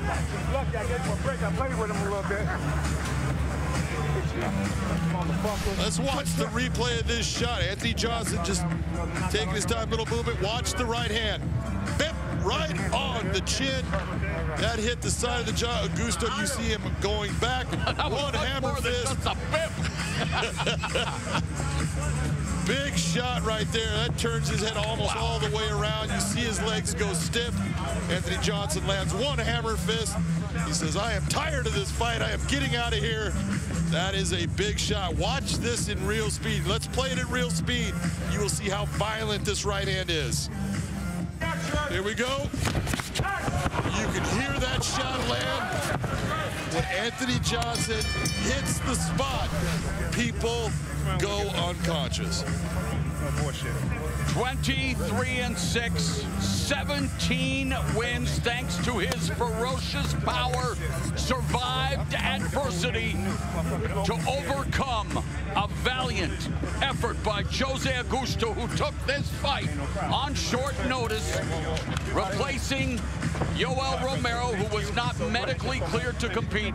You are a real man, real man. I like you. Definitely got my respect. Respect. Tremendous exchange here, and a respectful winner giving Jose Augusto his props.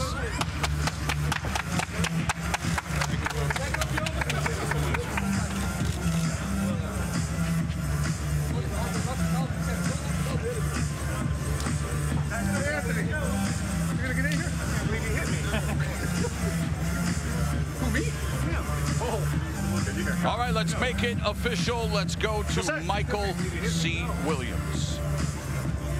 Ladies and gentlemen, inside the Bellator cage, it comes to an end officially. 1 minute, 30 seconds, round number 2 by knockout. He's advancing to the semifinal round of the light heavyweight World Grand Prix, Anthony Rumble Johnson.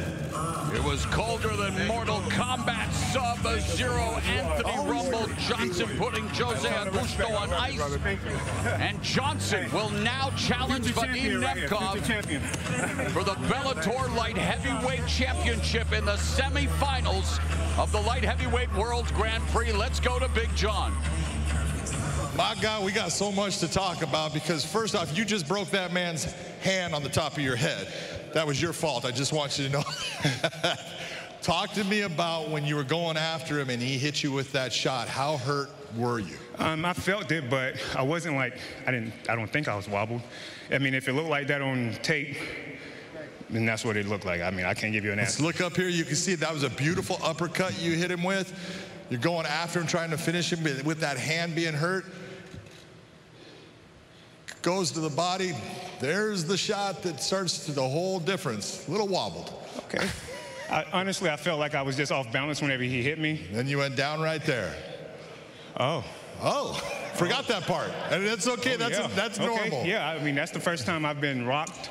I'll admit it, you know what I mean? That's the first time I've been rocked. First time, man, I don't even remember it. Let's talk about your finish. That's the most important part. Look at this right hand. That right hand just stiffens him. Beautiful shot. One hammer fist and the referee You know comes what? in. Like, sorry for cutting you off, man, but I gotta say this. His little coach, the one with the little funky glasses, was put out something the other day about sending him highlights and stuff of me getting beat up. I just wanted to let you know that now your boy's one of my highlights since you was asking all the fans to send you a highlight of me getting beat up. So take that back to Brazil with you. Well, I'll tell you what, that was an outstanding performance, and you showed resiliency when you did get hurt. You were smart in the way you got a hold of him, all of those things. Coming back into this cage, being on that 4-year layoff, what did it feel like to you, and what are you thinking right now? I felt like I was home, man. I felt like this was natural. This is what I'm supposed to do. I didn't feel uncomfortable. You know me, I go out here and I really swing. I really give it my all. But it's been a blessing, man. I got to see you. This staff is amazing. They don't get enough credit, you know what I'm saying? The Bellator staff is amazing. So I love you guys already to death, and thank you for having me here. And to Mr. Scott Cogan, Mike Cogan, all of these people, man, I love them. Well, I want to tell you, that was a big-time entrance into Bellator. You are now moving on. Your next fight is for the Bellator light heavyweight title against the champion in Nemkov. What are you thinking? It's going to be a hell of a fight. I like Nemkov. He brings it. He's the total package. He can submit you, he can take you down, and he can strike. There's nothing that man can't do. I look forward to testing him with my old skills, you know. So we still in with the old, man. We're not in with the new, like old boy said. But yeah, man, it is what it is. Well, congratulations on moving on in the tournament. That was a beautiful win. Thank you. I would like to say Happy Mother's Day to all the mothers out there. I know that's coming up. And I want to say happy birthday to Ahmaud Arbery. He would be 27, I think, tomorrow or something like that. So I want to give him a shout out because he should be watching this fight right now. Sounds good to me. Ladies and gentlemen, Anthony Rumble Johnson. Anthony Johnson advancing to the Final Four. A memorable Bellator MMA debut, admitting that he was, well, rocked for the first time, as he put it, in his career. But here comes the finishing shot, that insalubrious right hand, the sleeping pill. And Anthony Johnson had a message for Augusto's corner. That was for his corner, talking all that shit. Let me watch this, bro. Add that to the highlights since that's what he want to see. Well, Anthony Johnson, as he mentioned, added to his own personal highlight reel. Let's go back to Jen Brown. It looks like Team Patricio Pitbull brothers, you know, those guys might be picking up another rivalry tonight. Okay, well, there you have it. Anthony Rumble Johnson getting it done tonight. We had a big question on how he would fare in his time off. We have that answer now. He looked fantastic. He will face Vadim Nemkov in the semifinals. Guys, I watched in that first round. My heart, I mean, up and down and up and down. That was a great one. So there's a lot of things you can do after 4 years as you get yourself in shape, which he apparently did. Okay, you can also hit the pads, you can grapple, you can do all those things. But what you can't do in the gym is mimic fight pace. The real fight pace is something you can't get used to in the gym. Because even in the gym, doesn't matter if you get a fresh guy every round, it's never the same pace that it is when you step in the cage with somebody. Yeah, and true. Before I get into it, I'm going to give both those guys a round of applause. Yes. You know, this crowd, no crowd here, so we can't clap. You don't hear it. But, man, that was a fight. For Gugu to come in, like I said, with the confidence. You saw the confidence there. He went in, he hit him with the shot. And then with the time and the veteranness that Rumble has, he recovered himself in the second round, came back and delivered what he does. You gotta love that kind of unfolding on TV where he didn't even realize, you know, that he really got rocked there. Except watching it back. That happens a lot. You don't realize until after you see the replay. That's one thing. And then AJ at the very end, he's not one to mince words. I've known him for a long time, and it's nice to see that type of energy, knowing that you're walking into this big tournament. Yeah, and that's like a lot of guys get knocked out and they ask, what happened? You don't know. Well, he is fighting the champ next, and I know you'll have eyes on that one, Corey, but you are waiting your fight with Ryan Bader to face the winner of that fight. All right, from the greatest light heavyweights, we take a look ahead at one of the greatest female fighters of all time in her upcoming bout in Bellator, the pound-for-pound best, the featherweight champion. This is Cris Cyborg. The most feared female in MMA history.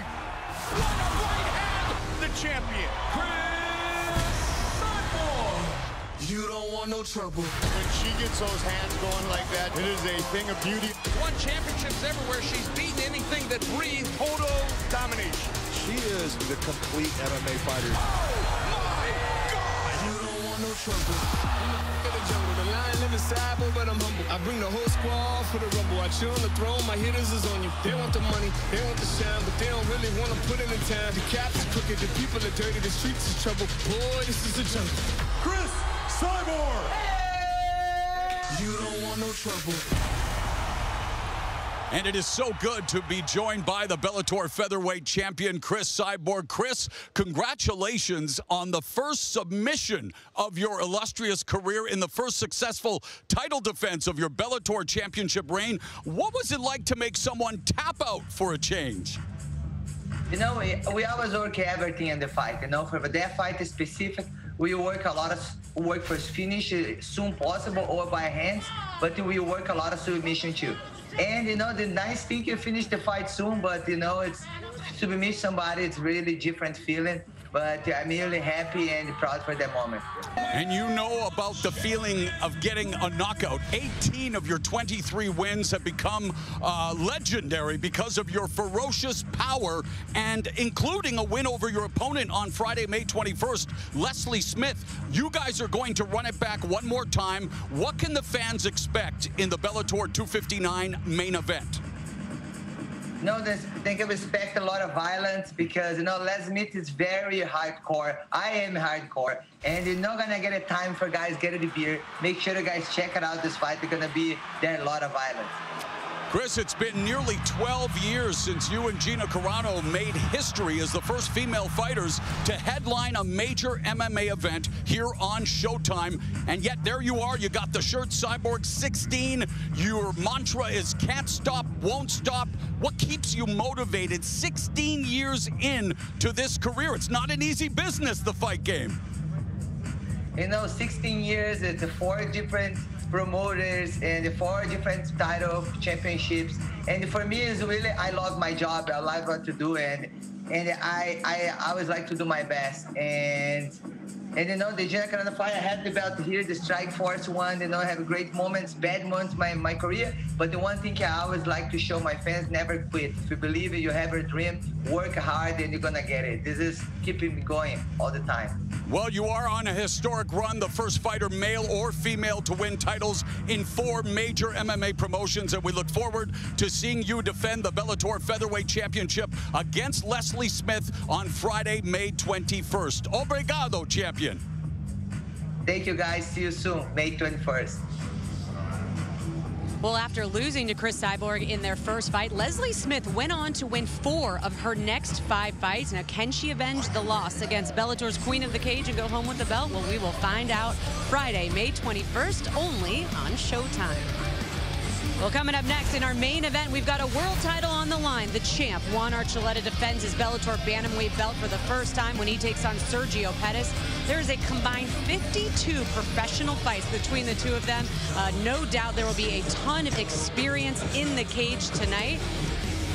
All right, the moment is here, guys. You know, Juan Archuleta making his first title defense. How does he get it done tonight, Josh? I think what he's got to do is just set the tempo. He's got to go out there, use his footwork, make sure he mixes it up. That's what he does better than most. He strikes with the boxing, throws the knees up the middle. He also tries to hit that knee tap off of his strike.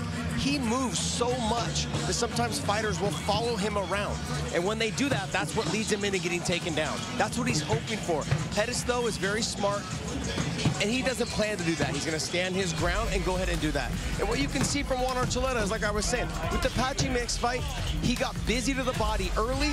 He threw all of his punches off of his movement, and that's, I think, what was key. He never wanted to get the takedown, but he did threaten it occasionally to keep Patchy thinking about it, to keep his hands loyal. And to build on what Josh said, he has to mix it up, but I feel like we talked earlier, the pace, the fact that he can go 5 rounds at that pace, if he can mix up the level changes and do everything he's doing, with mixing it up with the high pace, I feel it's going to give Sergio problems. At this level, that split second of thought of thinking about the takedown is all he needs to either get the takedown or land a shot or get out of there. So if Pettis is hesitant at all, that's just going to make it easier for Juan to get in, do what he needs to do, and get out. Well, a little interesting note, you talked about 5 rounds, right, in that pace. Juan has that experience. He has gone 5 rounds, a full 5 rounds, 4 times in his career. Pettis has only done that once. You know, we know it tends to favor him in deeper waters, especially, you know, with that pace that you talked about. So, Corey, you've trained with Pettis. What does he need to do to slow Juan Archuleta down? Watching Pettis from grow as a kid to where he is now, every time I see him in the gym, he's getting better. And I feel like if he capitalized on their background, the Rufus sports style, the striking and kickboxing, if he can chop that leg as much as he can to stop that movement, because Juan's going to move around, he's going to bounce. But if you hit that calf long enough, he can't do that. You know, he can shut that calf down or just make it to where he doesn't put the weight on. And that's when you start catching them with the spins and all the fancy stuff that they know. Well, Josh, what have you seen from Pettis in these last few fights that makes you think that he, you know, is going to come out with the win tonight? Maturity. He's trying to separate himself from his brother, and he's done a great job at doing that. He's also matured as a fighter. As you see here with Kashakian, what he did was he waited for Kashakian to come in, throw big punches, and what he did is he slipped in on the inside and landed the harder shot. And then not only did he try to just jump on him, but he jumped smartly to an arm and guillotine and got the finish. Right away, he didn't hesitate. There wasn't a second he said, let me try to punch you a couple more times. No, he jumped right into the arm and guillotine and got the finish. He did a great job against Bandejas also, mixing up his combination. He kept Ricky Bandejas guessing everywhere throughout that fight. And that was the key to that fight. Throwing the spinning kicks, throwing the Superman punches, cacking at the legs. He did everything he needed to do in that fight to steal that fight. Yeah, 100%, because he was a complete mixed martial artist, especially in the Bandejas fight. Bandejas had the reach, he had the height, but Sergio went out there and made him look like the smaller man because he mixed everything up so well. Well, you talk about maturity. It's very interesting because Sergio Pettis, he's just 27 years old, but this will be his 26th professional fight. Now, he said he has put in a lot of hard work to get here. He is ready to be champion. Will it pay off tonight in the biggest fight of his life? Well, we will have that answer shortly. Mauro? All right, Jen, thank you very much. 7 men have had the honor of wearing the Bellator bantamweight belt. The latest one, the Spaniard Archuleta, set for his maiden voyage as champion against the #1 ranked Sergio Pettis. If there's one thing I can say about Sergio Pettis, he's the upper echelon of the 135 division. Whoa! his tenacity to go out there, stay in your face, and look for a finish, that's him. It's all over! Sergio Pettis! But against a guy like me, there's no finishing me. My heart's stronger, my will to win's a lot greater, and I'm not going to give this up. This is the best fight that Bellator could put on in the bantamweight division by far. And I knew when they signed Sergio Pettis that we were going to cross paths. It was just destined to be. This shit is real now. I am the title. You have to fight me. There's no more running. Tonight, I want to show you guys what I'm capable of doing. For the first half of my career, I wasn't able to show that. Now I'm ready. Now I'm ready to go out there and do what I got to do. Juan's a game opponent. I think he's going to try to go out there and bully me. He's going to go out there and think I'm this little kid that ain't ready for him yet. Naturally, I'm a nice person. Naturally, like I said, I have respect. But once those doors close and that man's in front of me, that all goes out the window. I still got respect, but coming out there to try to hurt this man. I'm a grown man now, and I'm ready for any opportunity. And this is the biggest opportunity I had so far. So it's just time, man. It's time for Serge to get his belt. I know you want that belt, but this is staying with me.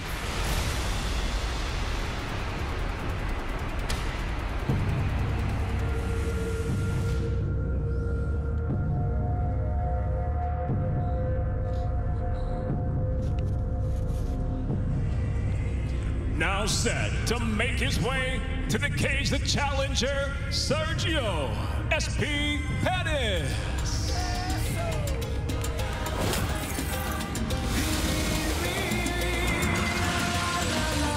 Entering his prime, age 27, Sergio Pettis has been in the shadow of his older brother, Anthony, who has been a world champion. Tonight, Sergio's opportunity to reverse those roles. He told us that if you come into MMA and you don't have the goal to be a champion, you are fighting for no reason. Sergio Pettis says he's here to make a legacy for himself, build up his name, and get some belts of his own.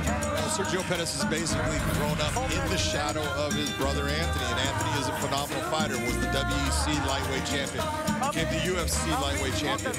He has been that guy that was Showtime, but the Showtime is now in Sergio Pettis. He's the guy.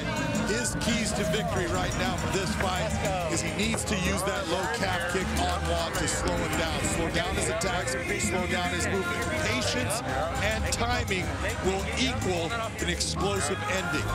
Gotta have both. Pettis says that he thinks what separates Archuleta from a lot of the guys that he's fought in the past is Archuleta's movement. He says he's similar to DJ Dillashaw in a lot of ways. And, well, we'll see who is going to be able to move past the other here tonight in the main event.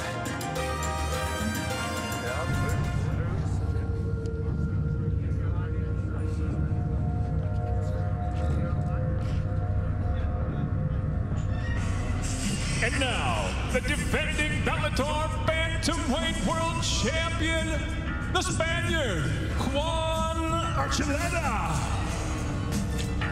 And Juan Archuleta has already moved on up like George and Wheezy. He is at the summit now, making the walk, very proud of his Spanish heritage.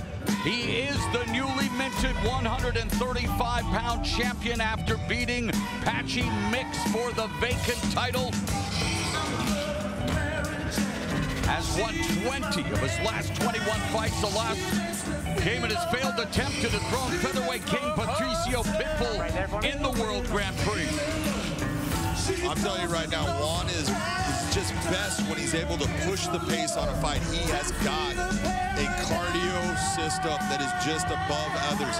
If he can push the pace on you, push you to the point of running at an RPM that you're not comfortable with, that's when he does best. That's how he won the belt against Patchy Mix. He has a great body attack. He mixes his attacks with wrestling and striking up so well. This guy is the real deal. Keys to victory for Juan Archuleta in this fight against Sergio Pettis is you need to pressure him throughout the fight. Make it uncomfortable. That's the way you do things best.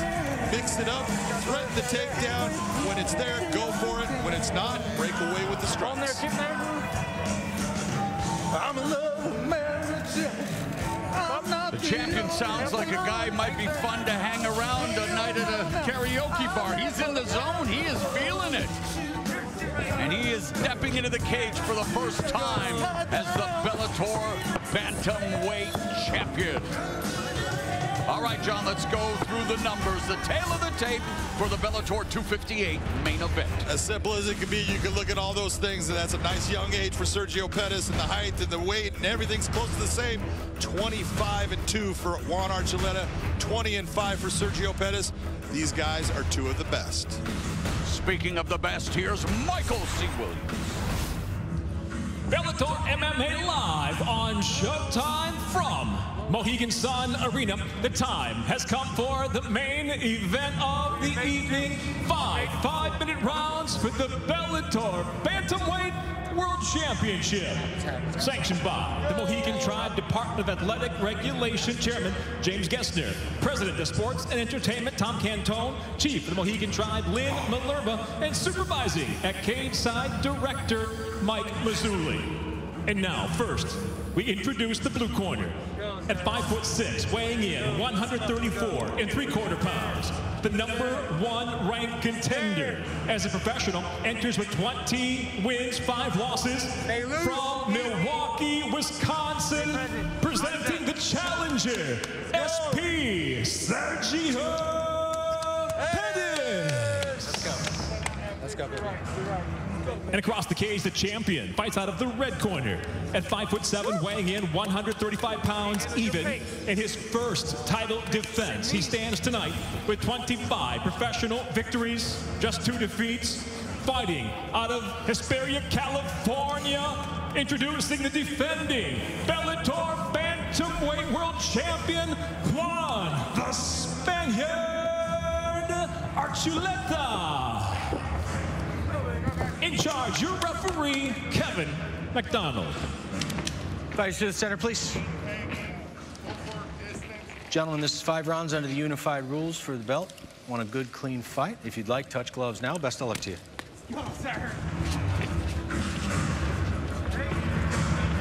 Referee Kevin McDonald with final instructions.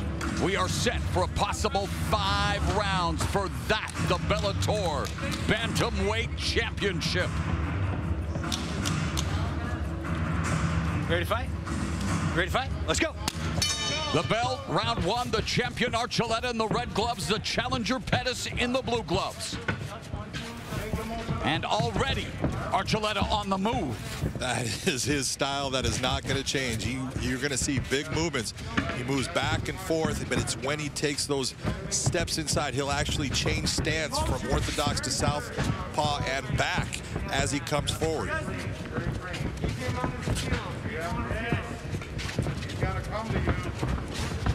Archuleta fighting out of the training lab, HB Ultimate and Gracie Baja, while Pettis represents Rufus Sport.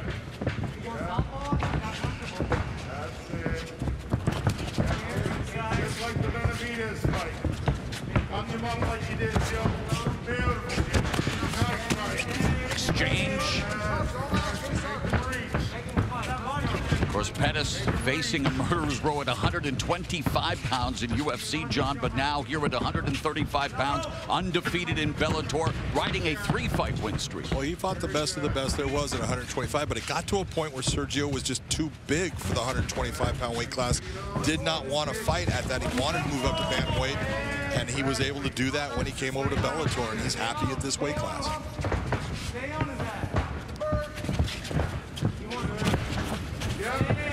High kick by Pettis. Looking to shave the whiskers of the champion. Good level change by Archuleta. Looks for the takedown immediately. Pettis attacking the neck. Attacking that neck. You see that right now, Juan going towards that single leg, almost towards a high crotch.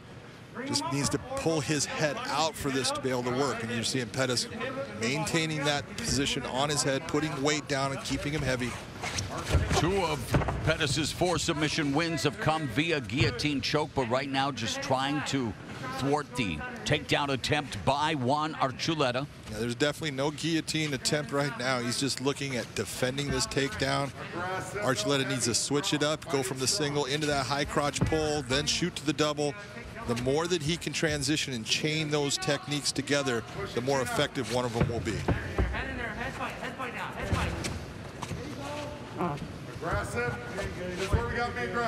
Archuleta began wrestling at the age of 3, as we showed you tonight. Comes from a family of wrestlers.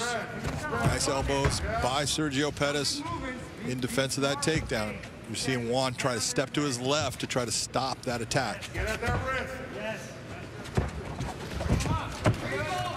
And again, Archuleta looking for the takedown, and Pettis able to escape, circle, and to reset. 2 minutes left here in the opening round. That right there makes Sergio Pettis feel pretty good about himself, because he's like, okay, you tried, you know, got in tight, got in deep, and I was able to defend it off. That's a good feeling for Sergio Pettis. Counter right hand by the challenger Pettis. Minute 45 left here in the opening round, as the champion Archuleta looking to make use of every single inch of real estate in that Bellator MMA cage.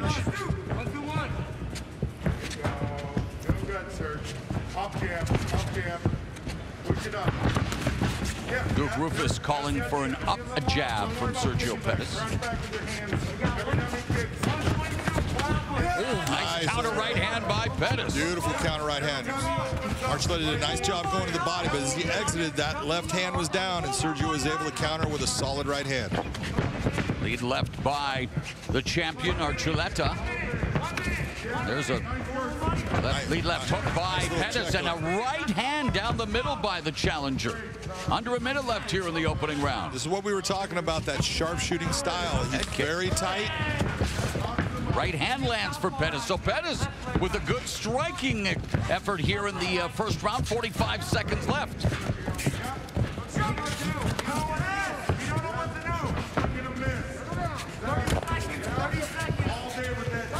Archuleta continuing to go to the body. That paid dividends for him against Patchy Mix. We'll see if that happens in this fight against Pettis.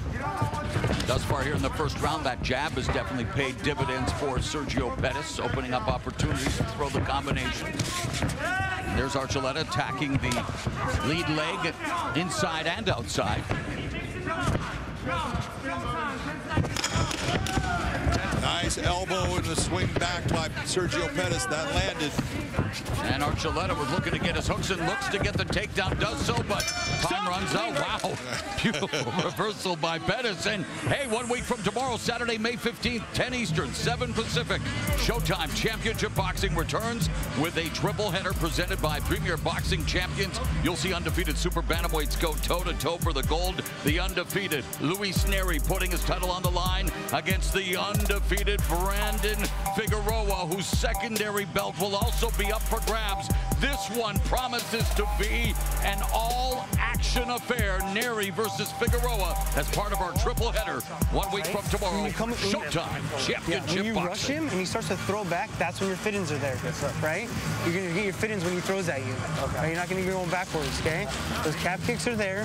Your one pull is looking beautiful, right? Off beats off that calf kick. Swinging the hammer. Seconds out, please. Seconds out.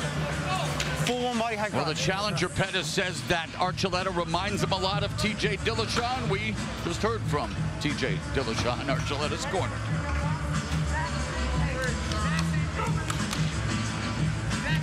Round 2. The bell and round number 2 scheduled for 5 for the Bellator bantamweight belt.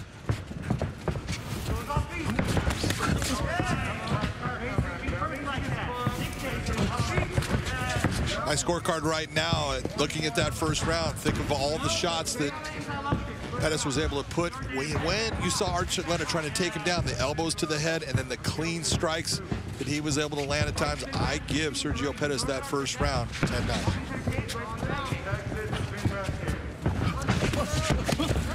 Archuleta getting to increase his offensive output, using angles to close the distance before launching his attack. That's a nice feint on that takedown attempt right there. That's going to get Sergio's hands moving up and down. That's when you're going to see Juan taking advantage of him reacting to that feint.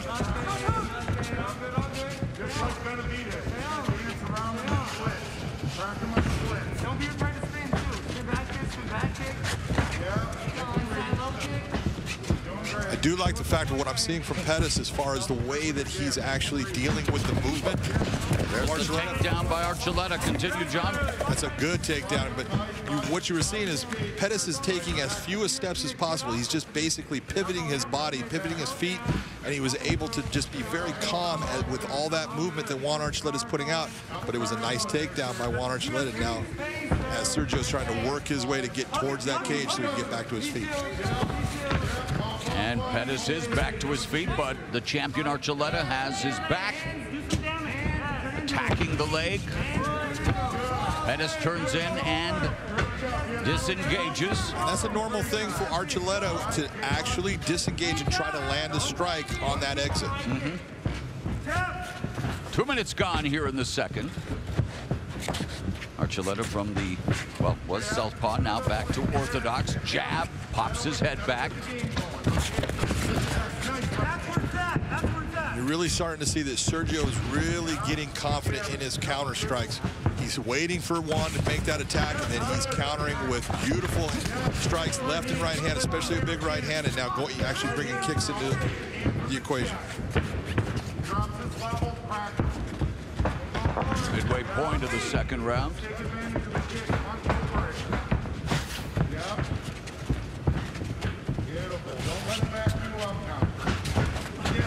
Rufus encouraging Pettis not to be backed up by the champion Archuleta, and Pettis is holding his ground. Now, did you see how Pettis stepped to the outside of Archuleta, which stopped that progression of him being able to move to his right, and then Archuleta automatically is going back to the left. Got a right hand by Pettis. Pettis is the guy he's the one really controlling this movement right now.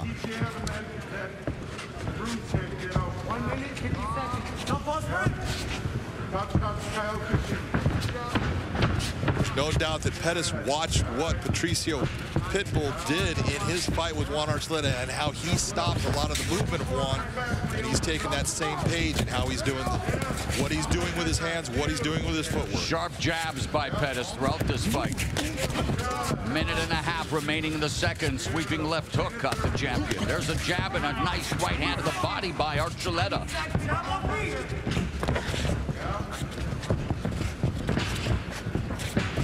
Go forward, go forward. 21.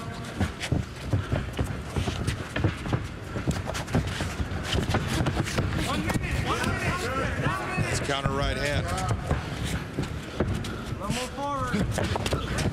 Another counter right hand by Sergio Pettis, and blood now on the face of Archuleta under a minute remaining in the second round. Right now, Pettis is being very accurate with those counters. He's getting just a little bit of head movement, getting out of the way of what Juan Archuleta is throwing, and then giving that nice counter. 1-2 by Archuleta that landed, then went to the body, but Pettis again quick to pull the trigger on the counter, timing it well. 30 seconds left here in the second round. Archuleta back, southpaw, orthodox. Pettis doing the same thing and doing a great job of avoiding the champion's offensive rush. Beautiful hook there by Archuleta. Nice hook. That right hand of Sergio Pettis is making a difference in this fight right now. And Archuleta looks for the takedown as the bell goes.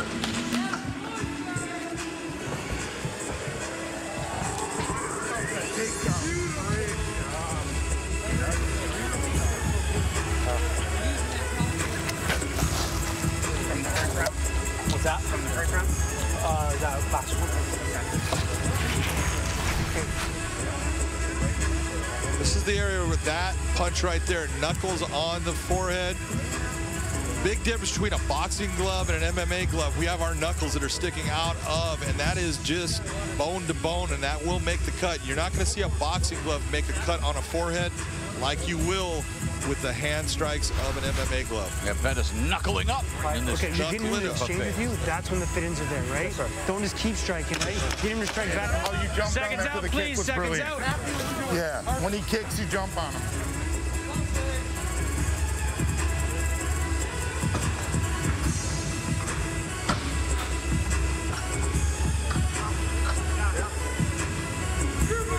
Round 3. This is round number 3, scheduled for 5 for the Bellator Bantamweight Championship. Archuleta defending the title for the first time against the challenger, Pettis, who's in the blue gloves.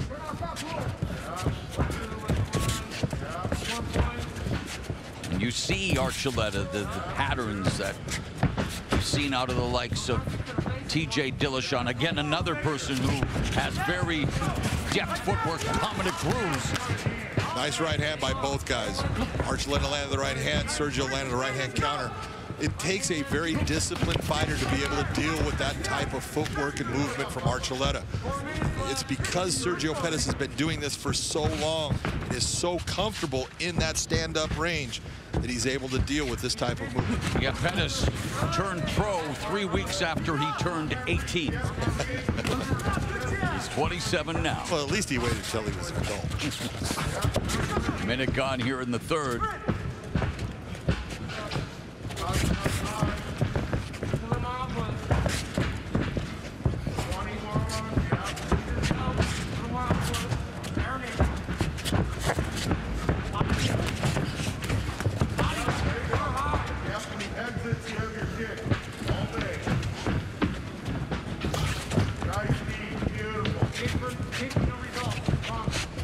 Archuleta going back and forth from southpaw to orthodox. Pettis missed with that right hand. Flashes the jab. There's a good combination that landed for Archuleta. And then the counter right from Pettis. That is exactly right. Archuleta did land, but the best shot out of that entire grouping was the right hand by Pettis. Nice jab by Pettis. Oh, and a good jab by Archuleta. So they're beginning to tag each other. Another sharp jab by Archuleta. And there's a left hook and a right hand splitting the guard for Pettis. High level, high stakes. Nice little kick by Pettis coming up. Both guys are really starting to just, that pace is really starting to up. Increase in pace, an increase in offense, and an increase in the amount of strikes that are connecting. The champion moving again, orthodox to southpaw, trying to befuddle the challenger Pettis, who appears to be very calm, cool, and collected, and very poised. It only takes one shot from either of these guys. Both of them are landing. They're just not landing with that perfect thing. But look at those punch stats. 25 of 145 for Archuleta, 30 of 108 for Pettis.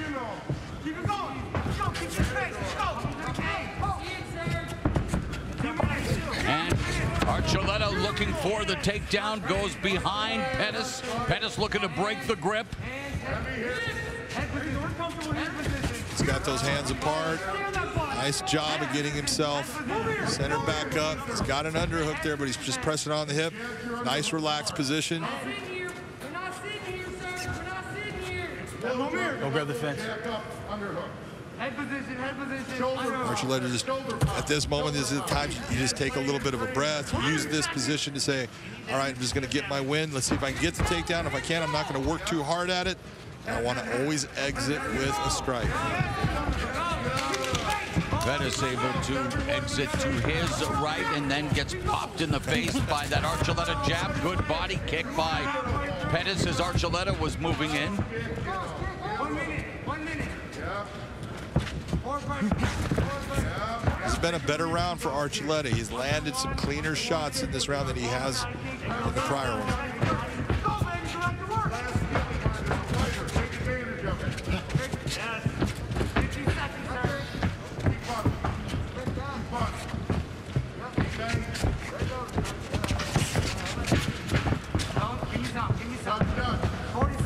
Pettis from southpaw delivers the right jab. Archuleta again coming in at angles, zigzagging and striking. Pettis, lead left hook to the body by Archuleta, but again eats the jab upstairs from the challenger. It's those angle changes when he's coming in that lateral direction that makes it very difficult for you to stop those shots that he's throwing. Sergio's doing a very good job of reading that, centering himself back up, staying just out of range at times.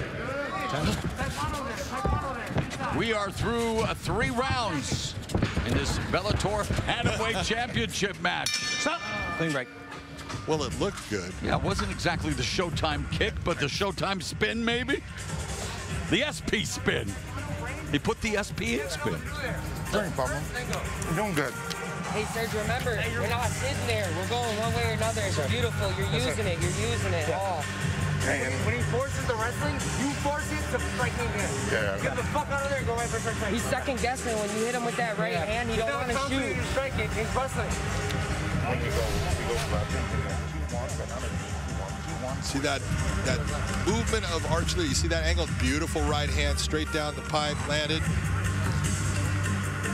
Pettis throws the left, but that right hand comes right over the top. Left kind of misses too, but right hand touches the chin just right at the end of it. That was a beautiful right and left combo that lands. You see it actually buckled him a little bit as he stepped back. So we head into the championship rounds of our main event.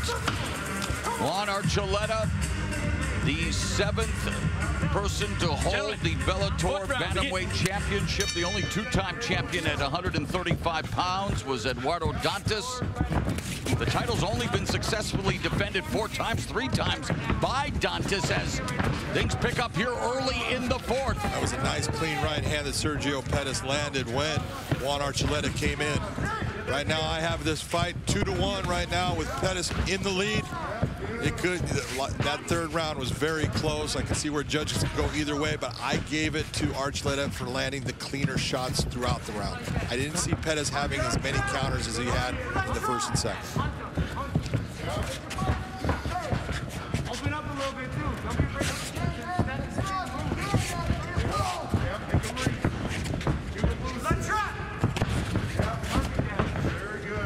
Nice clean left hand by Sergio Pettis there.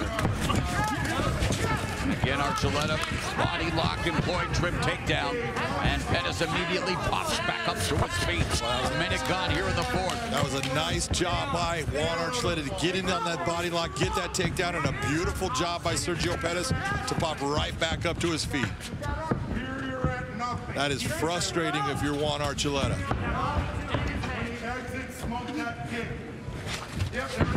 Jab by Pettis. Archuleta not moving that much and gets tagged with that counter right hand by Sergio Pettis. That was 2 right hands that landed.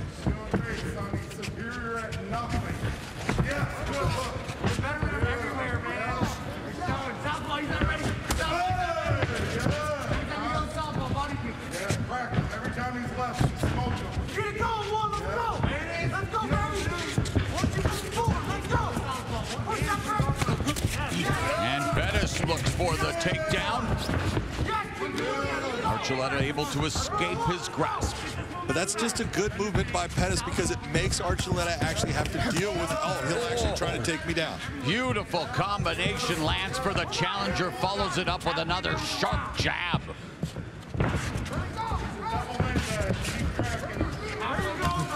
You can see right now in this round, Juan Archuleta has become a much more linear fighter. You see how he's coming straight in, straight out, instead of creating those angles. Not a lot of movement in terms of angles, and again, he's paying for it by staying in that pocket. No doubt about it, Mauro. You're so right. That right hand just landed with clean power again.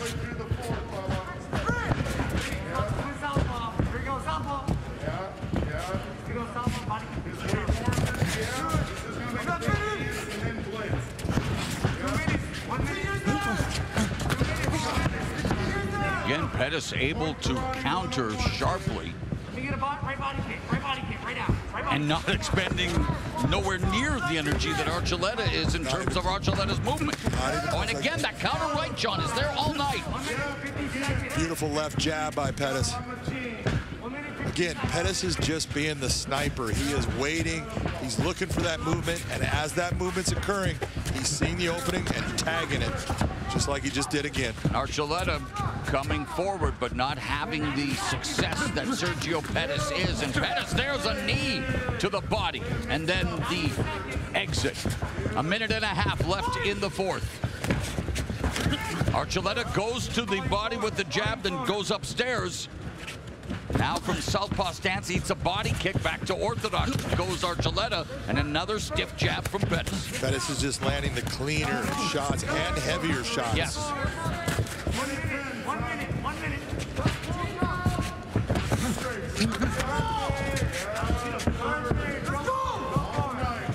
Final 60 seconds of the penultimate round of the Bellator 258 main event. Two of the best 135-pounders battling for Bellator gold.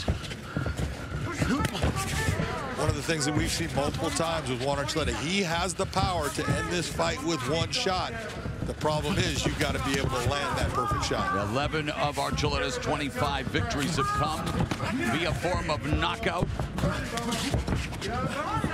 For Pettis, he has 3 knockouts on his resume, but definitely bringing the counterattack to the champion. 20 seconds left, and again, that right cross by Pettis. Well, we've seen Pettis has power. You saw the shot that he knocked Alfred Shakian down with in order to submit him. That was big-time power, but he's not even going for the big power here. He is just saying, I'm going to keep touching you, and they're eventually just going to start to add up, and it's working.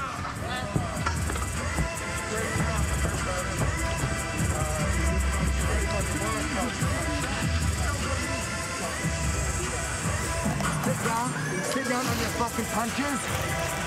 Yes, sir. Sit down on your fucking punches, okay? Touch, pull, return. And then jump this little motherfucker. Yes, okay? sir. Run your fucking feet. Yes, sir. Believe. Yes, sir. He's not on our fucking level. Yes, sir. Get in his motherfucking face. Yes, sir. Last round. Yes, sir. Who else are fucking there? When you go. Here's Pettis. You see Archuleta coming after him. That left hand, beautiful left hook, and then the right straight, right on the chin. He's just in the counters. He's able to land where you're seeing that little touch by Archuleta. But Pettis is the one that's been landing the cleaner shots overall. Beautiful jab, snaps the head back. Nice knee to the body, little off balance for Juan Archuleta. This is the last round, more. In my opinion, the champion, Juan Archuleta, needs to finish Sergio Pettis if he wants to hold on to that belt. Wayne Ludwig lowering the verbal boom on the champion as we begin the 5th and final round. The title up for grabs here. And Archuleta, an aggressive start to the final round. My scorecard right now, like I said, I have Archuleta down. I have only one round, and it's possible that the judges could even have looked and given that one to Pettis, so he needs to get a finish, in my opinion, if he wants to hold on to that belt. Sergio Pettis, economical and efficient. Archuleta gets staggered momentarily again with that sharp jab from Sergio Pettis. Archuleta changes levels, looks for the takedown, drives Pettis into the fence.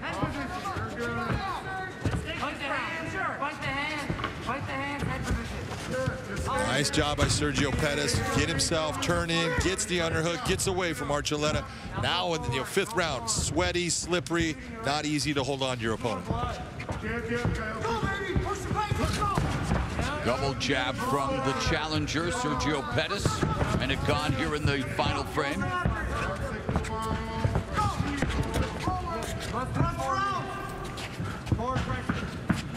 Sergio Pettis taking small steps forward before Archuleta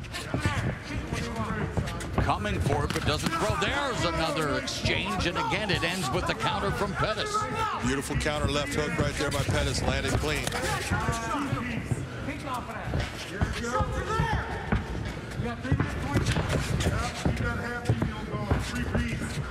Archuleta trying to get Pettis to bite. Yes, he was. Gave him that little knee tap look, trying to bring the overhand right. Pettis was already backing out, so no, I've seen it before. You're not going to catch me with that. Pettis switches to orthodox.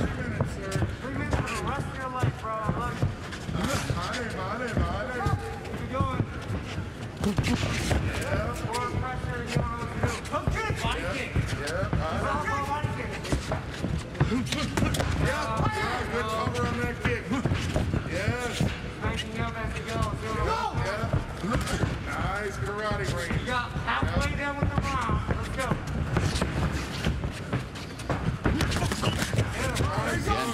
Archuleta trying to punch his way to the inside. Pettis holding his ground. 2.5 minutes left in this championship fight.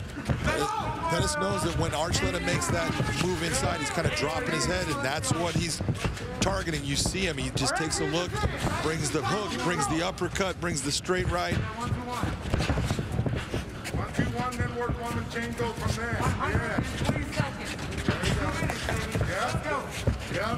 Keep the thread alive. Yeah, beautiful. We are down to the final 2 minutes of this Bellator Bantamweight Championship fight, and it's Archuleta lifting Pettis up and then bringing him back down to the ground into side control, John. He's in side control, but he's got to get out of this inverted triangle position that he's kind of stuck with. I can't see if he's got his arm inside there or not right now. From where I'm at, it's really, yeah, the arm is there, but well, a position that the champion definitely needs to maximize. 1.5 minutes left in the fight. 90 seconds It only takes one, but Juan Archuleta has got, right now he's in that position of, I want to control, I want to keep pressure, but I have to actually gain space so I can do something with this position. He's unable to right now. Serge, 1 minute, get up. 1 minute, get up. Get up. Yeah, let's get up. Watch your spine. Get up. Keep those knees going. Sergio, 1 minute. I'd like to know how someone knees someone to the spine when their spine is on the mat. Under a minute left in the fight. Left elbows. Hold it hard. Stand them up, forward. North-south. Left elbows. Left elbows. There it is. Archuleta really needs to go for something here. He needs to open up. Start to bring down heavy elbows, some hammer fists, something. Try to get Sergio Pettis in trouble.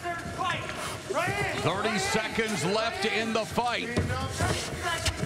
Archuleta has Pettis' back, has one hook in. Pettis breaking the grip. Pettis is in good position. He's controlling the wrist on the one side. Turns back in and hammer fists the thigh of the champion Archuleta. And it will be up to the 3 judges at cage side to determine who walks out of the fight sphere. Bellator Bantamweight champion. Very impressive performance by both guys. Both guys in great shape. Both guys putting out a ton of energy in that fight. But Sergio Pettis was the matador, able to control the bull-like motions and movements that Juan Archuleta brought, in my opinion. Hey, thank you. Buddy. Is it okay? Oh, yeah. You're still handsome, homie. Hey, what's up, baby? Carmen, I can't wait to get home and hug you. Actually, I'll hug you in a little bit. I'll see you soon. Mother's Day weekend, and a special shout out there to Sergio Pettis' mom, who did so much for her children after their father was violently taken away from them. I feel like I knew. Are you going GTO? I'm going GTO, baby. Let's take a look at some of the action from that 5th and final round. Nice left hook landing. You see how solid that landed on Juan Archuleta. Juan Archuleta picking Sergio up. He made that mistake in turning. Great. That's what we're looking for when you want to say, did the takedown count? That takedown counts, yes. That's called amplitude, elevation, and impact. Good style you guys got, man. Good style. There you go. Our style's better than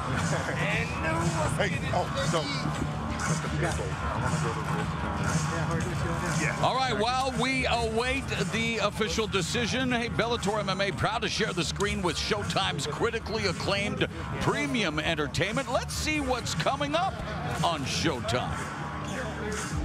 There's a price to hate. There's also a value in having a good enemy. This is where things get dirty, huh? Boston runs on 3 themes: sports, politics, and revenge. Justice should work both ways. I am the face of the Boston FBI. I would be careful before I were you. There's some things that we cannot control.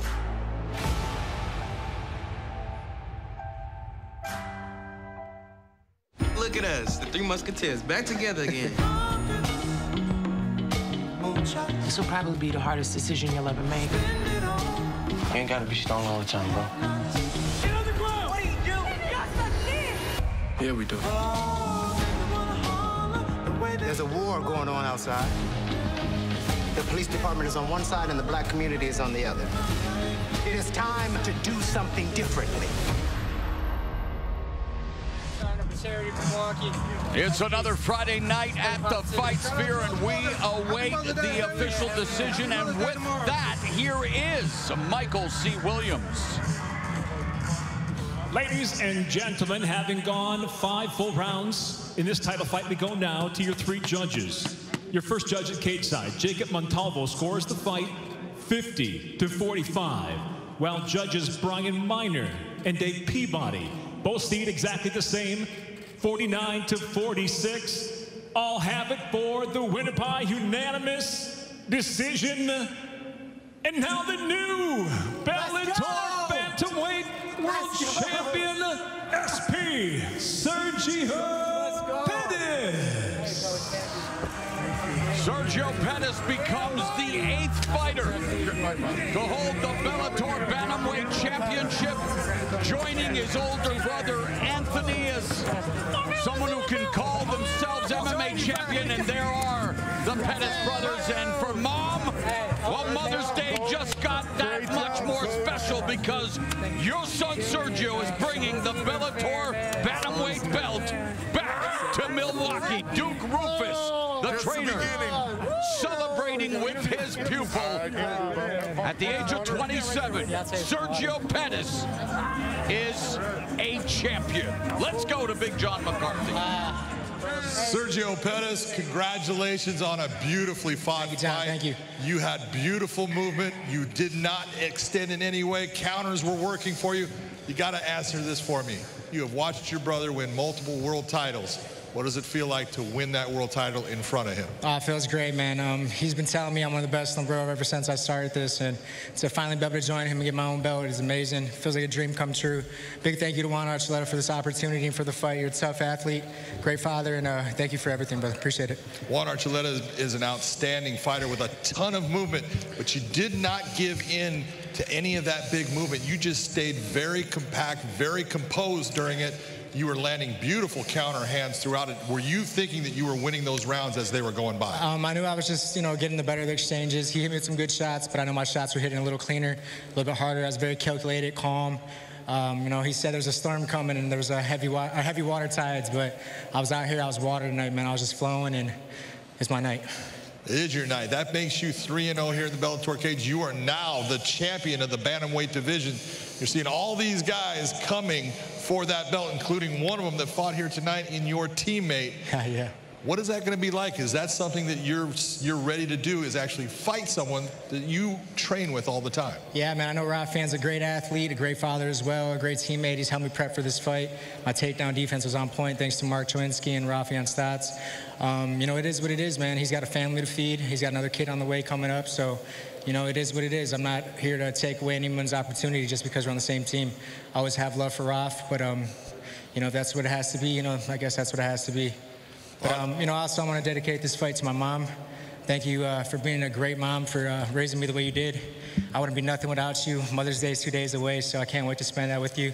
Thank you to everybody in Milwaukee, Wisconsin, my teammates at Rufus Sport, Coach Duke. I've been with you for 14 years, and it feels good to finally get a belt with you, man. I want to tell you congratulations. That was a beautiful performance. You are now the Bellator Bantamweight Champion of the world. Ladies and gentlemen, Sergio, go ahead. I also like to call out Horiguchi. I would love to represent Bellator versus Risen. Ant's got 2 belts, and it'd be a great opportunity to get my 2nd belt as well. Sounds good to me. Everybody, Sergio Pettis. Well, on this Mother's Day weekend, Mamma Mia, Bellator MMA has a new bantamweight king. His name is Sergio Pettis. In the words of Notorious B.I.G., Archuleta's reign on top was short like leprechauns. Let's see how long Sergio Pettis can maintain a hold on the gold. The Bellator bantamweight division suddenly cooking, guys. Let's go back to the fight desk. Well, it certainly is, Mauro. Hey, listen, at 27 years old, in his 27th career fight, Sergio Pettis is a world champ. He talked about how much it meant to him to get to this moment, to have this opportunity, and then he delivers tonight. Josh, what'd you think? I thought he had a brilliant performance. I think the only round he lost was probably the second round, and that was still close. And I think I was listening to Big John. He was saying it could have went the other way as well. So Juan just wasn't sitting down on his punches. He wasn't delivering with power. And then as the fight was going on, he also wasn't using his movement to get in and throwing off of that movement anymore. Yeah, I agree. Like we talked about earlier, it was going to come down to the person that came out and implemented their game plan. Who led the dance? And Sergio did that from start to finish. Every time Juan got in on takedown, he never let him solidify. He was popping right back up right away. Never got control. And the one time he did, he rolled through and got on top. So other than that, hats off to Sergio and the Rufus Sport team. Congratulations. How frustrating was it for Juan Archuleta to know every time he got a takedown, Sergio popped back up to his feet, or he made him work double time forward, or was able to reverse the position? You love to wrestle. You get to that top position, hit your ground and pound. Juan never had that opportunity. Yeah, that's a frustrating situation. You think back to wrestling, where you take a guy down, and he stand up, you return him, and he stand up, you return him again. After that third time, it's kind of like, it ain't worth spending my energy, keep picking him up and bringing him down. I'm gonna let him go and do something different. And I feel like that's where Juan got in that fight. He would kept taking him down, but never solidified. And it got to the point where Juan stopped shooting and started playing Sergio's game, and we knew that wasn't the game plan. Well, he said he always wanted a belt of his own, obviously talking about the 2 belts that his brother had. Well, now he's got some hardware to take home and put on that shelf. And for Mother's Day, pretty special. All right, well, that was another unforgettable fight tonight as we closed out the quarterfinal round of our light heavyweight World Grand Prix tonight as well. Now, Anthony Rumble Johnson getting it done in his debut tonight. Now, he has moved on. He will face the champ, Vadim Nemkov. And, of course, on the other side of the bracket, Corey Anderson. He's going to take on the former champ and current heavyweight champ, Ryan Bader. Now, Corey, let's look at this. Now that we've seen how this other side of the bracket is filled out, who would you like to see in the final? I mean, to be honest, I would love to fight Nemkov to say I was the one that dethroned him and took the belt. But at the same time, a fight against Rumble Johnson and you win that says enough. Legacy Think about it. The only fights he lost were to the greatest in the world. So if I can go out there and beat him and say that, all the doubt, all the stuff the fans and the casuals and said, it's all right. They can't say it anymore because I'm right there in a title with the guys that have beat one of the greatest in the world. I hate to bring it to you, the casuals will always talk. There's nothing you can do about that. True story. But the simple fact of the matter is Nemkov, myself, for me, Nemkov would be the guy to beat. Knowing that he's beaten Ryan Bader, who is also the heavyweight champ, now having to fight Rumble. Sure, Rumble, it'd be amazing to watch you fight Anthony Rumble Johnson. Okay, but when it comes down to it, you always want the gold. And I know that Nemkov has the history of being in Bellator, and you'd like to have that fight. Yeah, of course. Like I said, I would like to be the one. Everybody's saying, oh, Nemkov is going to reign. Nobody can beat him. Well, I want to be the one to go out there and change that narrative. If I can show up and be that one, a new kid on the block, come in, first fight, get into a tournament, run through the tournament, and then run through him, run through his face, and do what I do, ground and pound and fashion, you can't say anything to me. That's right. True. That's a statement right there. All right, I love it. Well, look, we're going to release you of your broadcast duties tonight so you can get back to the gym because we can't wait for this Grand Prix to continue. Great job up here tonight. Thanks for joining Josh and I. Really enjoyed it. All right, guys. Thanks for having me. It was fun. I really enjoyed it, and it was a pleasure being here, sharing the mic and the table with both of you guys. It was an honor, and the whole Bellator crew, the TV crew, everybody. I'm sure we'll see you again. Yes, I hope to see you guys again. Look forward to it. We can't wait to see you back in the cage. All right, well, we have had some incredible fights tonight. And if you missed any part of the show, or if you just want to watch Rumble's knockout again, we've got you covered. Check your listings to find replays of Bellator 258 on Showtime and Showtime Extreme. Well, Bellator returns in 2 weeks when the champion Chris Cyborg defends her featherweight belt for the second time in a rematch against MMA veteran Leslie Smith. That's Friday, May 21st, only on Showtime. Well, coming up next, it's an encore episode of City on a Hill, Showtime's original drama series starring Kevin Bacon and Aldous Hodge, with brand new episodes airing Sundays at 9 p.m. All right, well, that does it for us up here at the Fight Desk. Some great fight action tonight, Mauro. Back over to you. All right, Jen, thank you very much. Yeah, in our opening contest at a contract weight of 175 pounds, Michael Venom Page, well, he set a new Bellator record with his 10th win via form of knockout as he broke Derek Anderson's nose to record the first-round TKO, the referee stopping the fight on the advice of the doctor. In a lightweight matchup between Patricky Pitbull and Peter Queally, a nasty elbow strike by Queally from bottom position opened a nasty gash on Patricky Pitbull's forehead. At the end of the second round, on the advice of the doctor, the referee stopped the fight. Queally now 2-1, both wins via Foreman knockout inside the Bellator MMA cage. Anthony Rumble Johnson making his debut and recording a knockout in the quarterfinals of the light heavyweight World Grand Prix. He advances to the semis and a title shot. And then in the main event, Sergio Pettis outpointed Juan Archuleta to become the 8th Bellator Bantamweight champion in history. Happy Mother's Day and good night from the Fight Sphere.